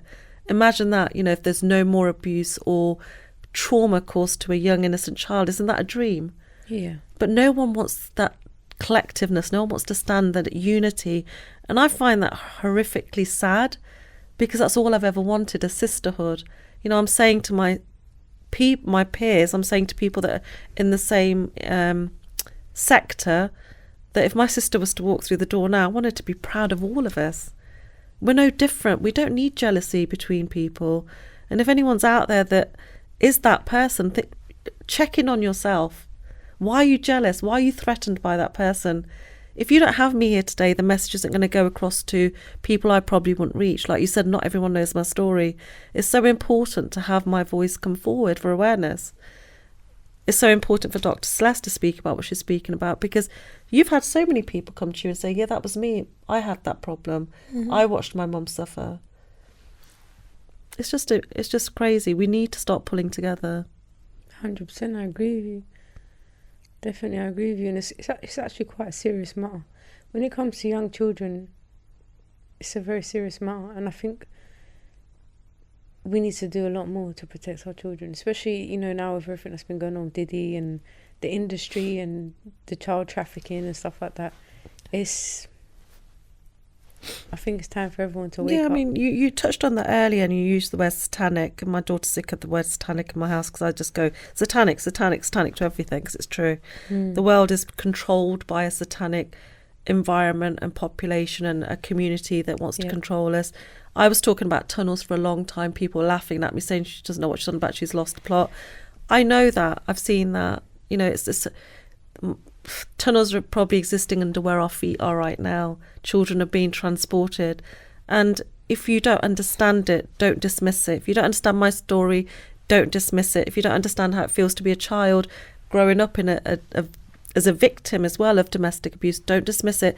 Open your eyes to it. It's like Dr. Celeste was saying, people believed something so much so. I'm always being hated on, and I don't mind it. Now I know I'm doing something right because I'm being hated on, right? But I'm constantly saying, oh, this person's satanic. Oh, this Indian singer, I won't say his name, but, you know, his freaking tour is called Illuminati. And I'm saying people, but, oh, well, she's jealous because he's doing so well. I don't hate on anyone, but I'm trying to at least get you to open your eyes. But not everybody wants their eyes to be open. Yeah, no, you'll be when you do good, that's when you're the most hated. When you do bad, that's when you're the most loved. And that's fact. If you look at any of the people from our history who are, you know, great people, from prophets to Nelson Mandela to all of these people imprisoned, killed, tortured in some form or other. Because when you're doing the work of light and you're doing good work, it's especially people who are doing the opposite, who are spreading the darkness. They don't want that light to overcome the darkness, so they do everything they can to make sure that light never goes, you know, too bright, let's say. So the reason why people are hating on what you're doing is because what you're doing is great. It's good. It's God's work. I wanted to ask you, like, for you, what was it like for you as a child, growing up, witnessing all of this stuff that your mum's going through? What was it like for you, and how has it impacted you in your life and you as a person? I think for me it was that whole thing of not realising that I was growing up in a bubble. I didn't realise that, you know, it's not really that normal that if you go to, you know, a friend's house, you know, your mum's friend's house, and the mum's friends were controlled, you know, you're allowed to speak to these people, you're allowed to speak to these people. I just thought that was normal. I thought it was normal when we've gone over to her friend's house and we're playing with the children that we have to send a quick photo to show where we are. Isn't that a normal thing? You know, when I moved to London to study, and I thought, well, I can go out and I don't have to tell anybody where I'm going. I don't have to make sure I'm back before my dad gets home and make sure that I've hoovered the floor and I've got a drink ready for him when he walks through the door. I don't have to do these things. I can go out to a nightclub, I can go out to a bar, I can go out with my friends, I can go out shopping if I want to. I don't have to second guess and think, is this something I'm allowed to do? And, you know, I wasn't allowed to paint my nails from a certain age. I think from about, I don't know, 10. I wasn't allowed to paint my nails. I wasn't allowed to have friends over to the house. A very select few people that were allowed to come to the house, because those people would witness how my father would be. And so I grew up in a bubble and I was happy. I wouldn't say that I had a bad childhood. I wouldn't say that I ever felt I went without anything. You know, I was happy. And sometimes I'll say to people, yeah, every summer we'd go on holiday, and, you know, for around Christmas, New Year's, we'd always be away. And some people say, oh, you know, you must have had loads of money, you're always on holidays and things. But, you know, looking back, it was an escape, because often when we were away for 3 months of the summer in Portugal, I'm having a great time with my mum and my brothers, we're playing by the pool. We weren't, you know, on a holiday of luxury, we're not going out for dinners every evening, but we're having a nice time in the sun and playing by the pool and doing that sort of thing. But my father wasn't there for most of the time. So it was an escape. There wasn't any shouting. There wasn't any, if I do this wrong, how's that going to impact my mum? Because I always had to think about what I did, because I knew if I did something that was out of line, that my mum would suffer the consequences. Wow, that's deep. So I think moving to London was like an escape. Relief. And almost like a relief, because I don't have to think about what I'm doing and how it's going to impact everyone else. I can just do what I want to do. And so I was enjoying it. I was having a great time. But then I'd go home and visit, and I'd sort of see, you know, my dad doing things, and I'd say, why are you doing that? You know, you shouldn't be doing that. That's wrong. And I'd say to my mum, you shouldn't be in this situation. You should be able to live like I'm living. And like my mum said, I always had that thing of when I would get on the train, and I remember saying to her once, you know, I feel like if you don't leave, this might be the last time I say goodbye to you. And I was living my life, but I was also living in a constant state of anxiousness. For your mum. I was constantly anxious of expecting that phone call or the knock on the door to say he's killed them. And so a lot of my friends had no idea about my childhood or the fact this was going on at home, because I didn't tell them. Because again, I was conditioned. You don't tell people what's going on inside the house. It's a family matter. No one else needs to know. So people say to me, well, why didn't you speak up at school? Why didn't you go to the police? You know, you could have gone to the police on behalf of your mum if you knew that your father was doing these things. But I was conditioned to, you know, you don't tell people. But also, if I do tell people, realistically, what would they do? Could they actually help? And in my mind, the answer was no, probably not. So I didn't. And so for me, I grew up in that sort of environment, and then I moved away, had that sort of anxiety, and then my father cut contact with us. So I wasn't even able to contact my mum. I wasn't allowed to visit the house, I wasn't allowed to see her, I wasn't allowed to call, I wasn't allowed to message her, nothing. Why? Because he'd got to the point where the control was building. Did he feel like you were starting to have a little bit of control over your mum? I think because he knew I was, influence. I think because he knew that I was coming and I was saying, you know, you shouldn't be in this. And I was saying things to him as well. I was speaking up to him more. And, you know, I was saying, it's not right that you do these things. You shouldn't treat her like this. Why don't you make yourself a drink? Why don't you do yourself? And, you know, and I knew that my mum would get backlash for it, but I was getting so frustrated to the point that why is she living in this situation, and why is he acting in the way that he is? So he just stopped the communication, stopped the contact, stopped me from going. So I would wait every day and to receive a text message from my mum to say I'm okay. And she would send a text message. He'd fall asleep on the sofa, because she wasn't allowed her phone as well. He would always take the phone. She wasn't allowed to go in the car unless it was somewhere that he had said that she was allowed to go, or if it was to drive him somewhere. And he'd fall asleep after having a heavy lunch or dinner. She'd sneak her mobile phone, run up to the bathroom and just send a quick text to say, I'm okay. Delete the message. I'm okay, don't reply. The message would be deleted on her phone, and the phone snuck back under. And so I went through a period of time where I was just waiting for that message. And, you know, if it was getting late and I hadn't received that message, it was a case of, am I going to receive that message? Are they okay? And I know I can't call. I know I can't go to the house. So is this the day I'm going to get, you know, the phone call from the police? I just didn't know. So for me, that's how things were. And it took a long time. I think I held on to a lot of guilt. That was the biggest thing for me. And I think a lot of people don't think about after somebody comes out of a domestic violence situation, relationship. They don't think about how the children are affected, because the children are always affected. When you say guilt, can you be a bit more specific? So for me, it was guilt in the sense of, I'm not in a financial position to say, here's some money, move away, start fresh, you know, be somewhere safe. When my mum left and she was homeless with my youngest brother, I was still studying. I just started studying dentistry. It was actually my second day of dental school.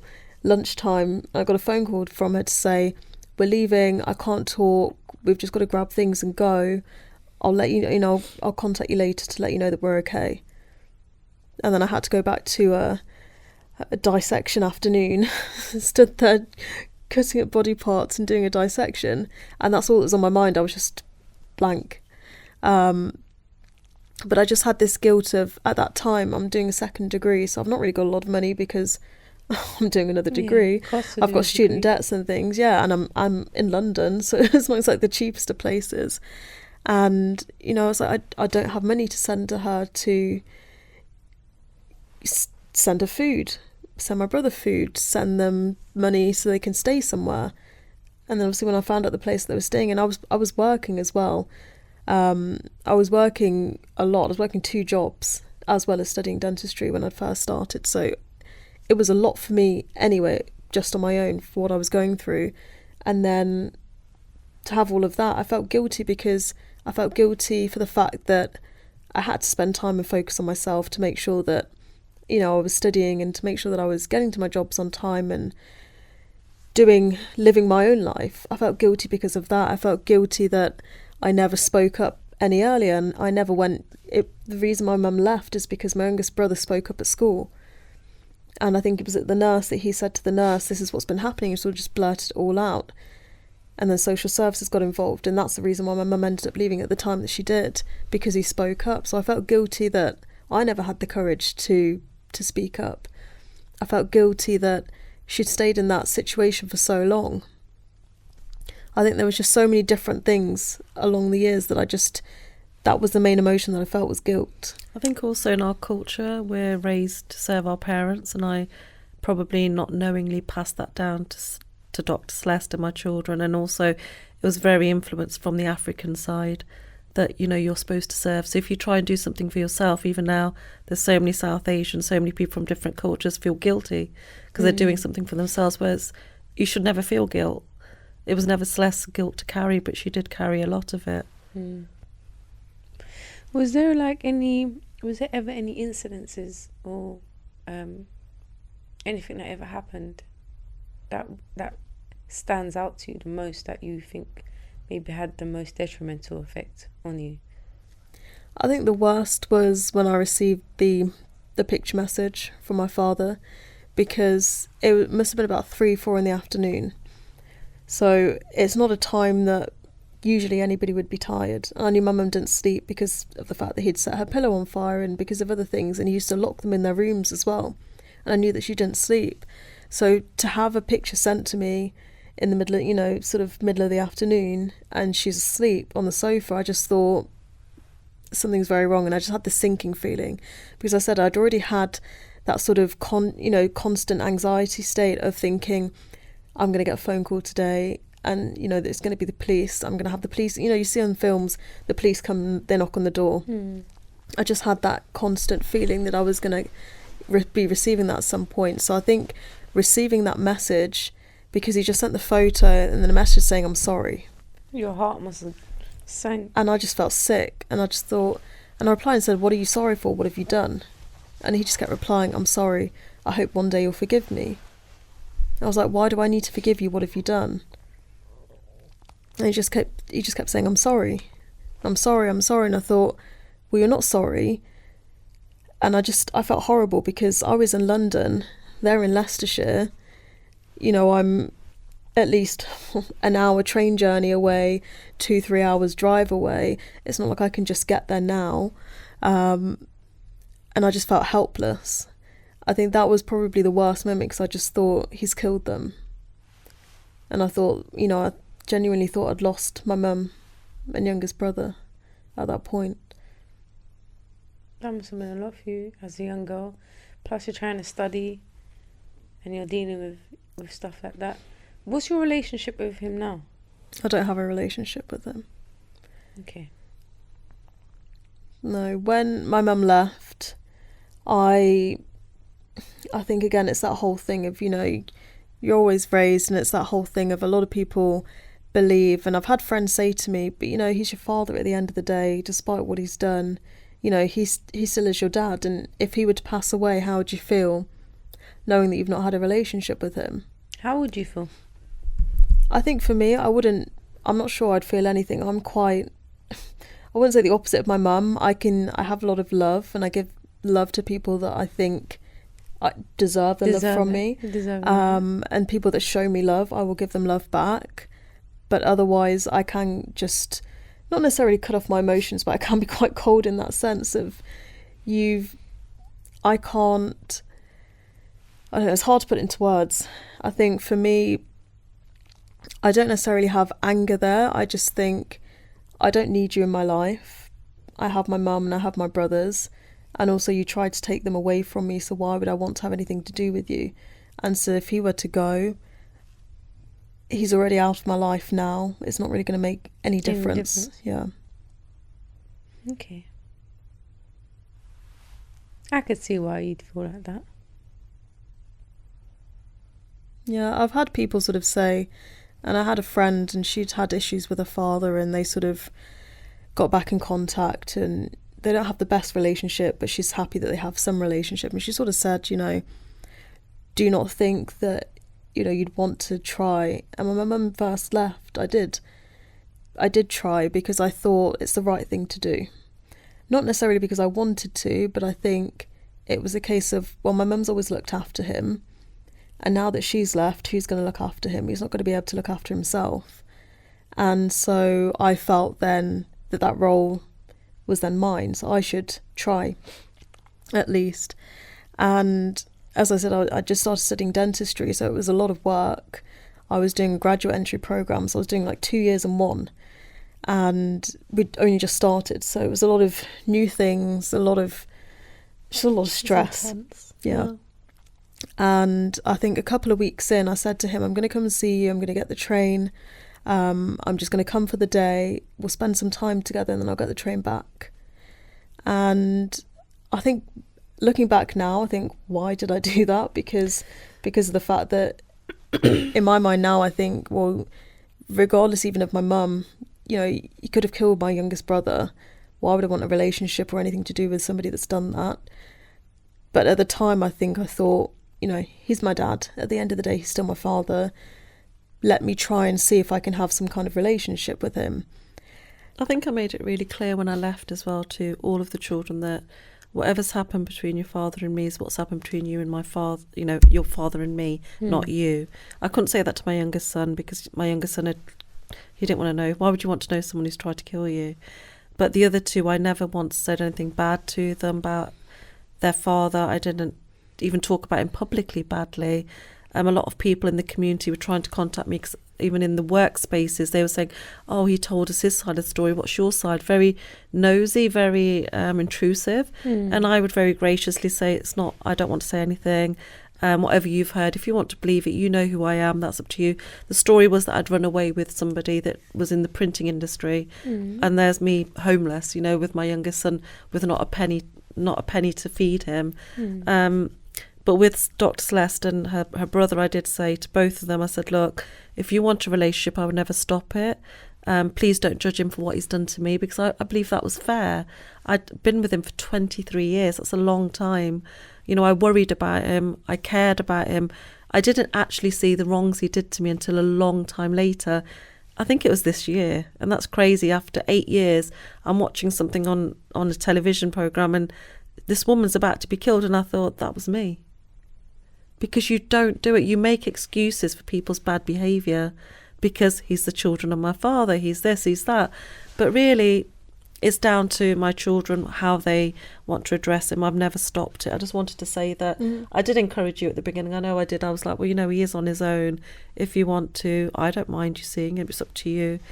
But I think sometimes that's the best way for people to learn their own lessons as well. I remember I was watching one of your podcasts and you were saying that at the time when all the stuff was happening, and you was going to work, I think, and you saying that I think you told a friend about your situation, isn't it?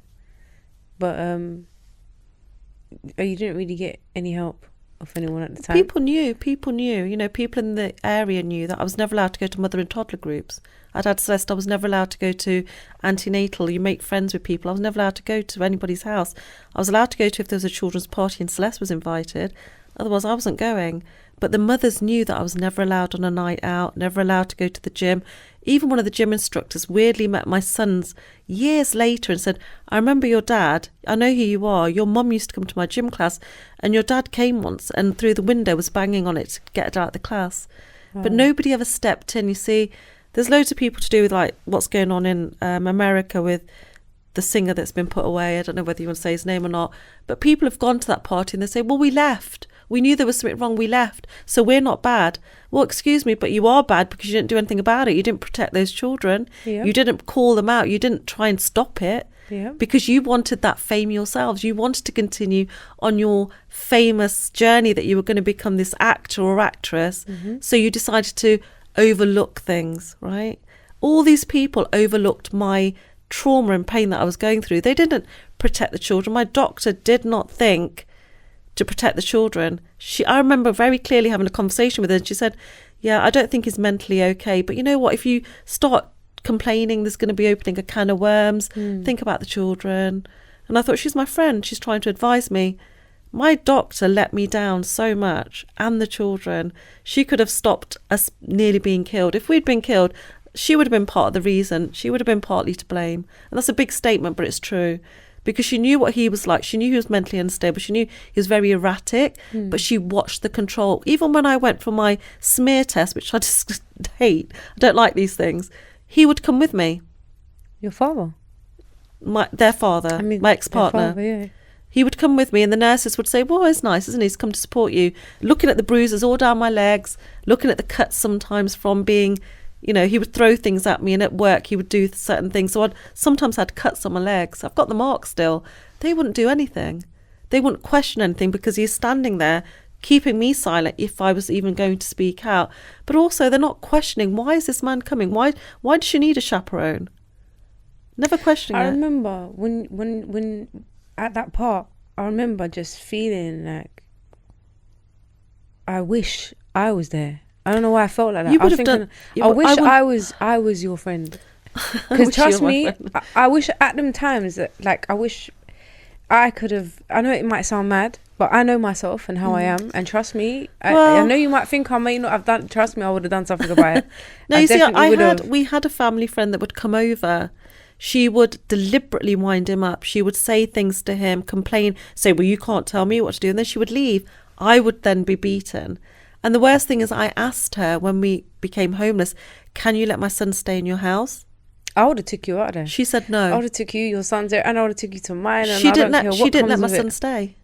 So my trust in people is literally zero, because people say one thing and do another, and that's sad. Yeah, I would. But I've just seen it. Done. I'm sure you would have. I have a lot of messages saying a lot of people do say, and I believe them. Yeah, I felt like at that moment I got really emotional, and I felt like you needed to be protected, especially like during those times, because you know what it is. You're very you're such a nice woman. Even look at how you're speaking now. Even though all of this stuff's happened to you and I have not heard you once cuss them or any form of wanting revenge or anger or any of that. So that to me speaks volumes about you, who you are as a human. I think your characteristics. Dr. Celeste is good at cutting people off. I'm learning, right? I'm still that. Let's just be friends. Let me give you some love. Let me give you a hug. You can be okay. I think that's amazing. And that's what makes me feel for you even more.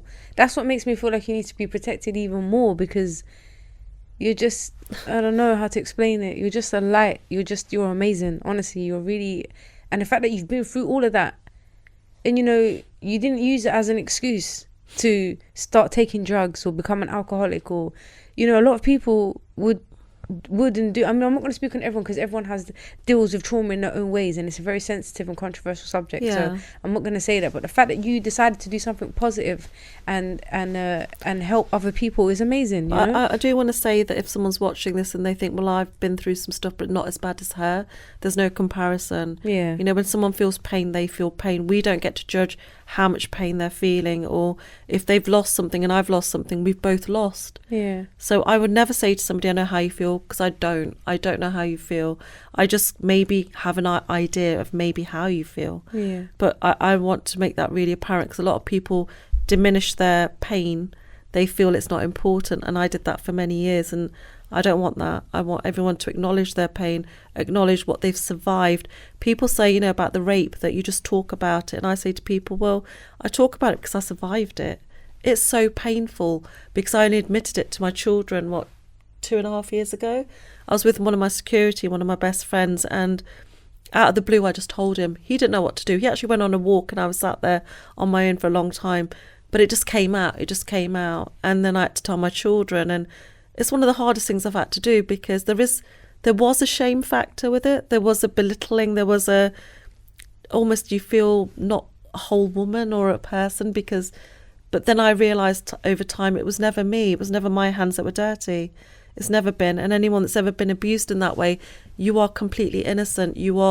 I'm proud of you for having survived, because that's something that kills people, literally.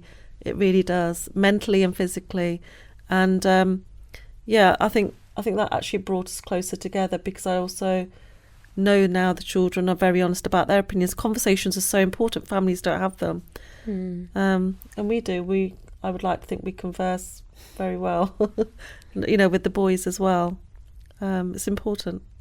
If there was people watching the podcast who are going through abuse, or is there anything that you'd like to say to them? And also, would you like to let them know where they can reach you guys if they need any help or assistance? Yeah, of course. If anybody wants to reach us, the best way is via our website or our Instagram, which is endonakillings.org. The website, Instagram is endonakillingsofficial. If you type that in, you'll be able to find it. We have a contact us page. I would say if anybody's going through anything like that, definitely reach out to us. We can and we will help. One thing my mum said is we don't turn anybody away. You don't have to be female. We do help males. We help everyone. My mum was turned away when she asked for help, and so that's one of the big messages that we, you know, sort of put across is we won't do that. We will help everyone. So definitely reach out for help.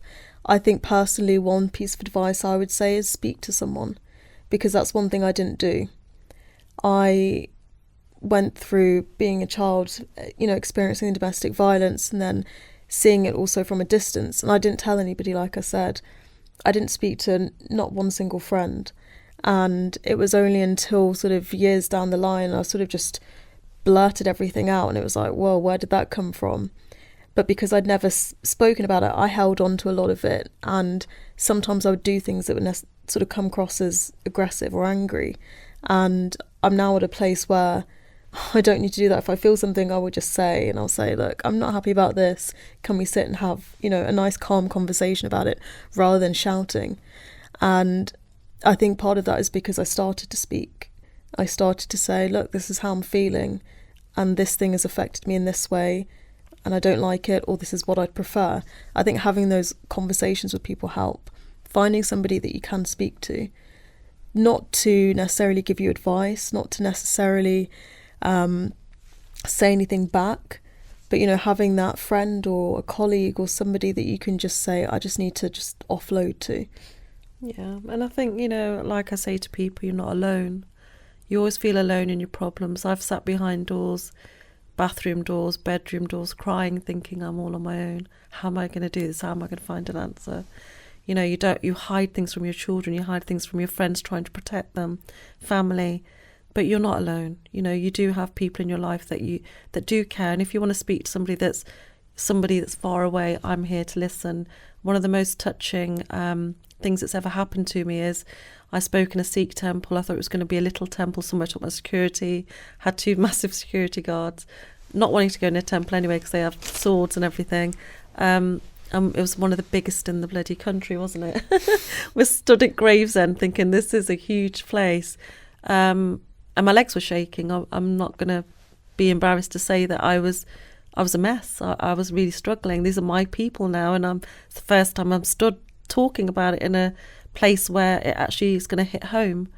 I said as much as I could say. I couldn't say too much because I didn't have the strength. But when I sat down, a woman who must have been in her 80s was walking past, and she whispered to me, "Daughter, it happened to me too."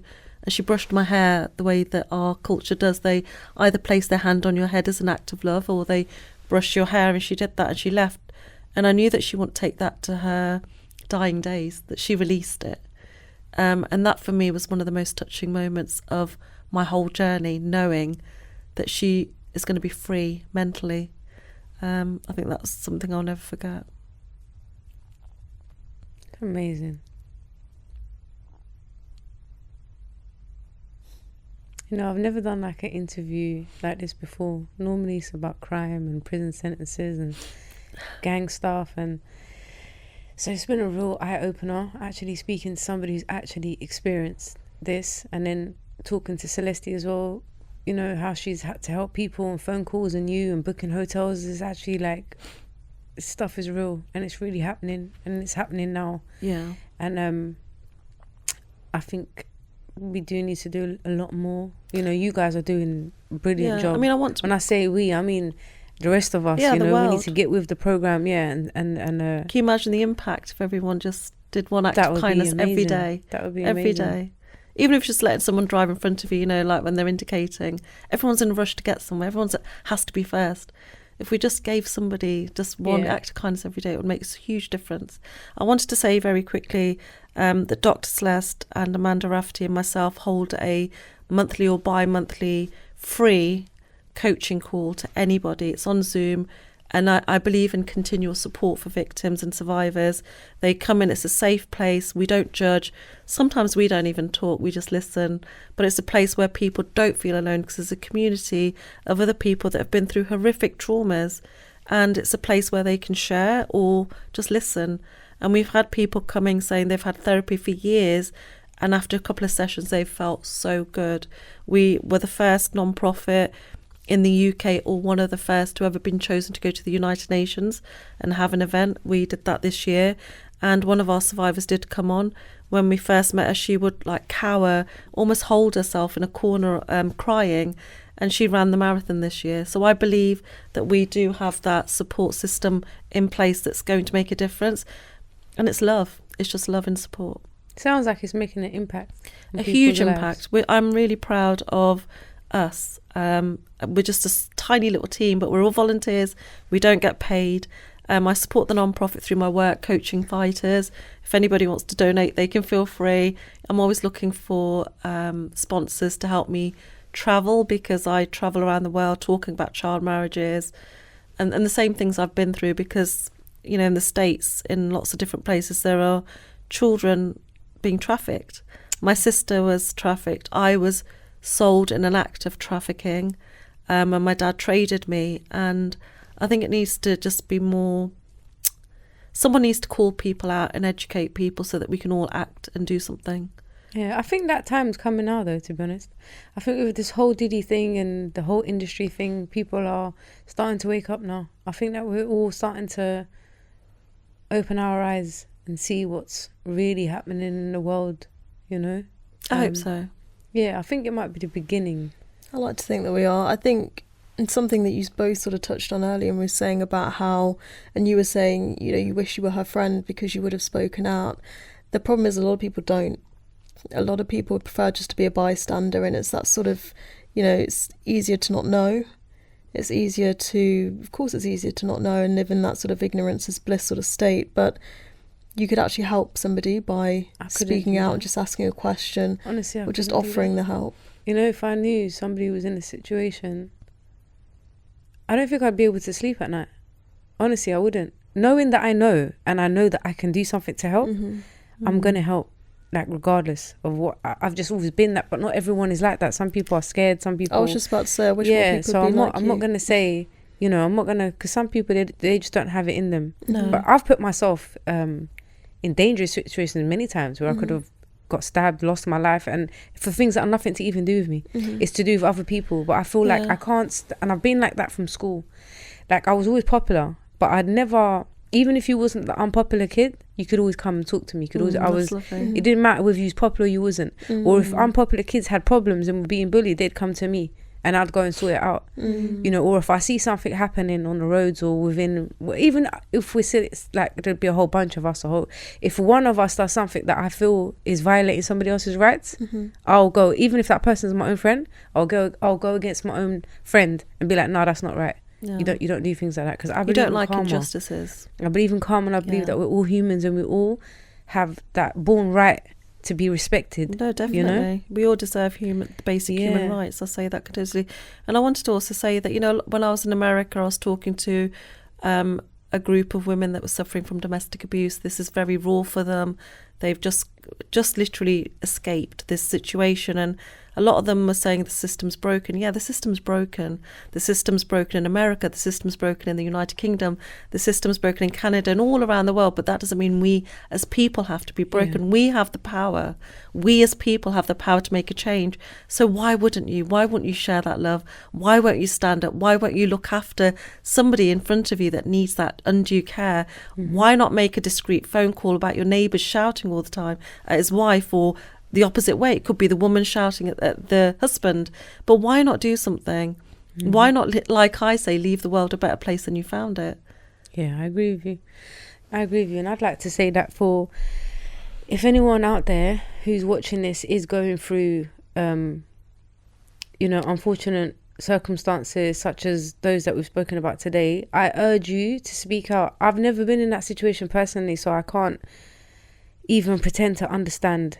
But what I can say is speak up, speak out, speak to someone. Like you said, speak to someone, do something to get yourself out of that situation, because if you don't, you're going to be in that situation anyway, you know? So take that risk and seek help, seek a way out, you know, because God is great and the universe is great. And sometimes you'll get help from places that you wouldn't even believe, you wouldn't even understand where it came from, you know, but you got to make that first move to get out of the situation that you're in. And some people, even though they don't make that first move, sometimes God gives them that first move and makes something happen for them to come out of that situation, you know, 'cause if they can't do it themselves, then God will make a way for you to forcefully do it, you know. But if you can do it yourself, do it, because I'm sure when you spoke out, you probably wish that you had done that a long time previously, and it probably could have stopped a lot of things from happening. Like you said, the doctor, all of these people could have done things to have stopped a lot of things from happening. So just talk. That would be my advice. Even me, I know I don't work for an organisation or anything, but if you do hit me up, I can refer you to these guys. Definitely, or even 100%. On just like a personal level, I will help you. If you're in a situation and you need help, and you reach out to me, I will help you. So if you guys feel comfortable reaching out to me, you can reach out to these guys, and we are here to help you, and there is always a way out. And just stay positive and stay strong, and know that it's not your fault. It's not you, you know. You're the victim in all this, and that's really key to know. I think that's very important, because I remember, I've never really mentioned this, but you know, you guys are really open and you speak about things that have happened to you. So mine's not really major, but I remember when I was a younger girl, I used to always find myself in certain situations. It's happened to me like a few times, where sexual stuff occurred. So there was one time when I was young. I think I was like 5. And I was playing outside around the corner. So we used to live like in a block called Homefield House. And I remember I was wearing like a skirt and I was sitting down playing. And this guy just came out of nowhere. And he came over to me and I just froze. And I remember he put his hand, I've never ever said this, it's so crazy. And I'm saying it on my podcast, but yeah. He put his hand on my leg and I remember he was just going up and up and up. And obviously he was planning to go somewhere he shouldn't be going. And a neighbour, I'll always be ever so grateful for her today. She was my mum's friend as well. She knows who she is. She came out with absolutely no clothes on. She wasn't even dressed. She didn't care. She just came out. She was like, hey, what are you doing? Get away from her. She actually saved. I don't know what would have happened if she didn't come out and speak out. She was part of the solution, not the problem. She acted. She came out of the house naked. I don't know if she was in a bath or I don't know what she was doing, but she didn't even have time to put her clothes on. That's how important it was for her. She came out, she shouted at the guy and he ran away. And then obviously my parents after called police and stuff. But I always wonder, if she didn't, what was about to happen next? What would have happened to me next? You know, all like incidents where I'll be outside one time on a bike and I come home and I'm buzzing the buzzers, trying to get in the block, and this guy is behind me and he's like, oi. And I turn around and look at him and he's sexually pleasing himself. And as a child, I remember I was young. Even though I was the victim and he didn't physically touch me, just seeing what I saw made me feel dirty. Yeah, definitely. I felt like I was disgusting. Yeah. And I ran upstairs, like I left my bike. It was a BMX bike those times. It was a Mongoose. It was a really expensive bike. I loved it. I threw it on the floor and I ran upstairs in fear, hoping that he doesn't come to get me. And then I went upstairs and then I would just start crying and I felt dirty. Like I wanted to have a bath. Then I wanted to tell my brothers and stuff like that. But then I thought, is it me? Am I disgusting? So I can, and that's just a tiny. But it's a huge thing That's happened. because you were subjected to something that you shouldn't have been subjected to, especially as an innocent child, like I was saying before. There's no comparison. It's still hurtful. You're still put at risk. I'm so thankful to your mum's friend or the family friend that helped you, because you could have been abducted that day. And it's not even worth thinking about the what ifs. The point is that, like you said, you highlighted she helped you. Yeah. And you know, people dismiss things like it's nothing. It is something. If you're on the train and someone touches you inappropriately, it's something. You shouldn't be subjected to these things. It's actually on the British Transport Police have a number. If someone does that to you, you can actually text that number. And when you get to the next stop, an officer will get on it and stop that person doing it to someone else. I speak out because I don't want it to happen to anyone else. You will get people coming to you and say, you know what, that happened to me as well as a child. Because now they don't feel like they're alone. Yeah. And it's important. It's so important to speak out. Yeah, and that's why I say it, because, you know, if it's probably, I can hear a couple voice in my head that will probably be like, oh, you know, maybe you shouldn't have said that. But to be honest with you, if it's the truth, it's not your shame. It's not my shame. I'm the victim in all of this. You were. And yeah, so at the end of the day, I have no reason to feel ashamed. And and it's probably easy for you not to say it for them, because they don't want you to say it, not because it shouldn't be said. Yeah, no. But also it doesn't define you. Yeah, no. It doesn't make you any different to who you are. You are who you are because, I mean, you're an amazing person. You know, you were saying you would do all these things, you would help. Those things that have happened to you don't define the person that you are today. Yeah, and the only reason why I did touch upon it is just because I wanted to make the point of, even though you're a victim, you can actually feel like you're the one. Yeah. You know, you actually feel disgusting. Imagine I resonated when you said dirty. So, I felt dirty for a long time. Yeah, I felt like I wanted to have a wash. Yeah. I felt like I wanted to, you know. And then, I told my brothers and stuff. They went out looking for him. Good. With bats and stuff. So, yeah, I felt a bit better after that. I was like, yeah, you know. But, yeah, no, that's the only reason why I mentioned it. So, if I felt like, normally I wouldn't, but if I feel like someone can benefit something out of it, then I'll put myself to the side. You'll be very surprised at how many people tell me things that they have never said before, and I think that's because they feel there's a safe space, right? Like you said, I'm very vulnerable. I put myself out there. I don't worry about being judged. I'm as honest as I can be and as raw as I can be. But by doing that, other people don't feel judged. And one of the things we struggle with in society is we feel we're not good enough, that we are going to be judged, that we have to fit in. But not fitting in is the new thing for me. I don't want to fit in. I never wanted to. I realised being as indifferent as I've been from birth is a gift. Definitely. It's a blessing. And I feel exact same. I don't want to be the same as everyone. I want to be different. But is there anything else you guys would like to add? Not that I can think of. Not I can think of. Just that if anyone's out there not feeling loved, I love them. Oh, we all love you. I love them. Yeah. Well, I want to say thank you guys so much for coming, because I know you're so busy. You guys are always flying around. I'm integral. If I promise to do something, I'm going to do it. And you've been really patient, so thank you for being patient with me too. Yeah, definitely I will, because this is definitely like an interview that I've really been looking forward to. And you're somebody that I really did want to meet, because I feel like you're an amazing person, and I think you need to hear it, and you need to be told it. I think that the work that you're doing is amazing. The work you're doing is amazing. You two's relationship is amazing. you guys are just amazing. Seriously, you guys are just amazing. Like, you're just, the light that comes out from you lot's faces is like angelic, you know. And the work that you guys are doing is just, I just respect it so much. And genuinely, if you ever like need me for anything, honestly, I'm going to give you my number. In any situation, doesn't matter what it is, you can call me, and I promise to you, I will be there. I promise you, I will be there. Thank you for that. It doesn't matter what it is. Just, you know, reach out to me, and I'm there. And I want you guys to know that. Thank you. You don't make me so emotional. I don't know what's wrong with me. I keep saying to myself, I'm not going to cry. I promise I'm not going to cry. And I just feel like crying. I say that every interview. I'm not going to cry. I'll be all right. And then you know I cry. what it is? It hurts me. It's like... It's okay to allow yourself to break down. It's just important to practice some self-care after. You know, I would say to anybody listening, if after this interview you're feeling a certain ways, which naturally you will be, please take time out just to gift yourself some time.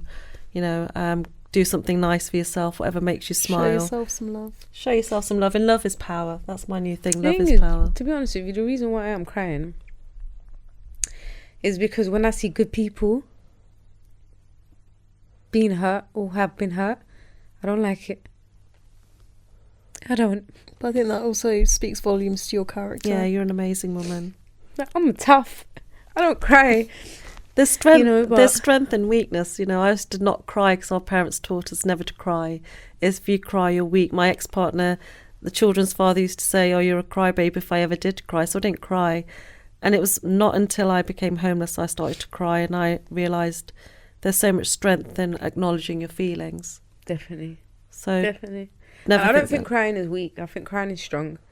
I think if you can be honest with your emotions and yourself and be real with yourself, Definitely. then that's strong. That's strong. So, Thank you yeah. for giving us this opportunity. Oh, you're welcome. and Thank you guys sharing for coming. your audience with us. Thank you guys for coming. It's been such a pleasure, honestly. You lot are amazing.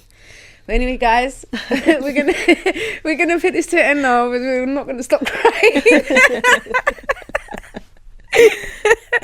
And yeah, that's it, really. So yeah, I hope that you guys found this helpful. And like I said, if you guys need any help, please don't hesitate to reach out to us. And that's it, really. Yeah. Bye, guys. Thank you. Bye.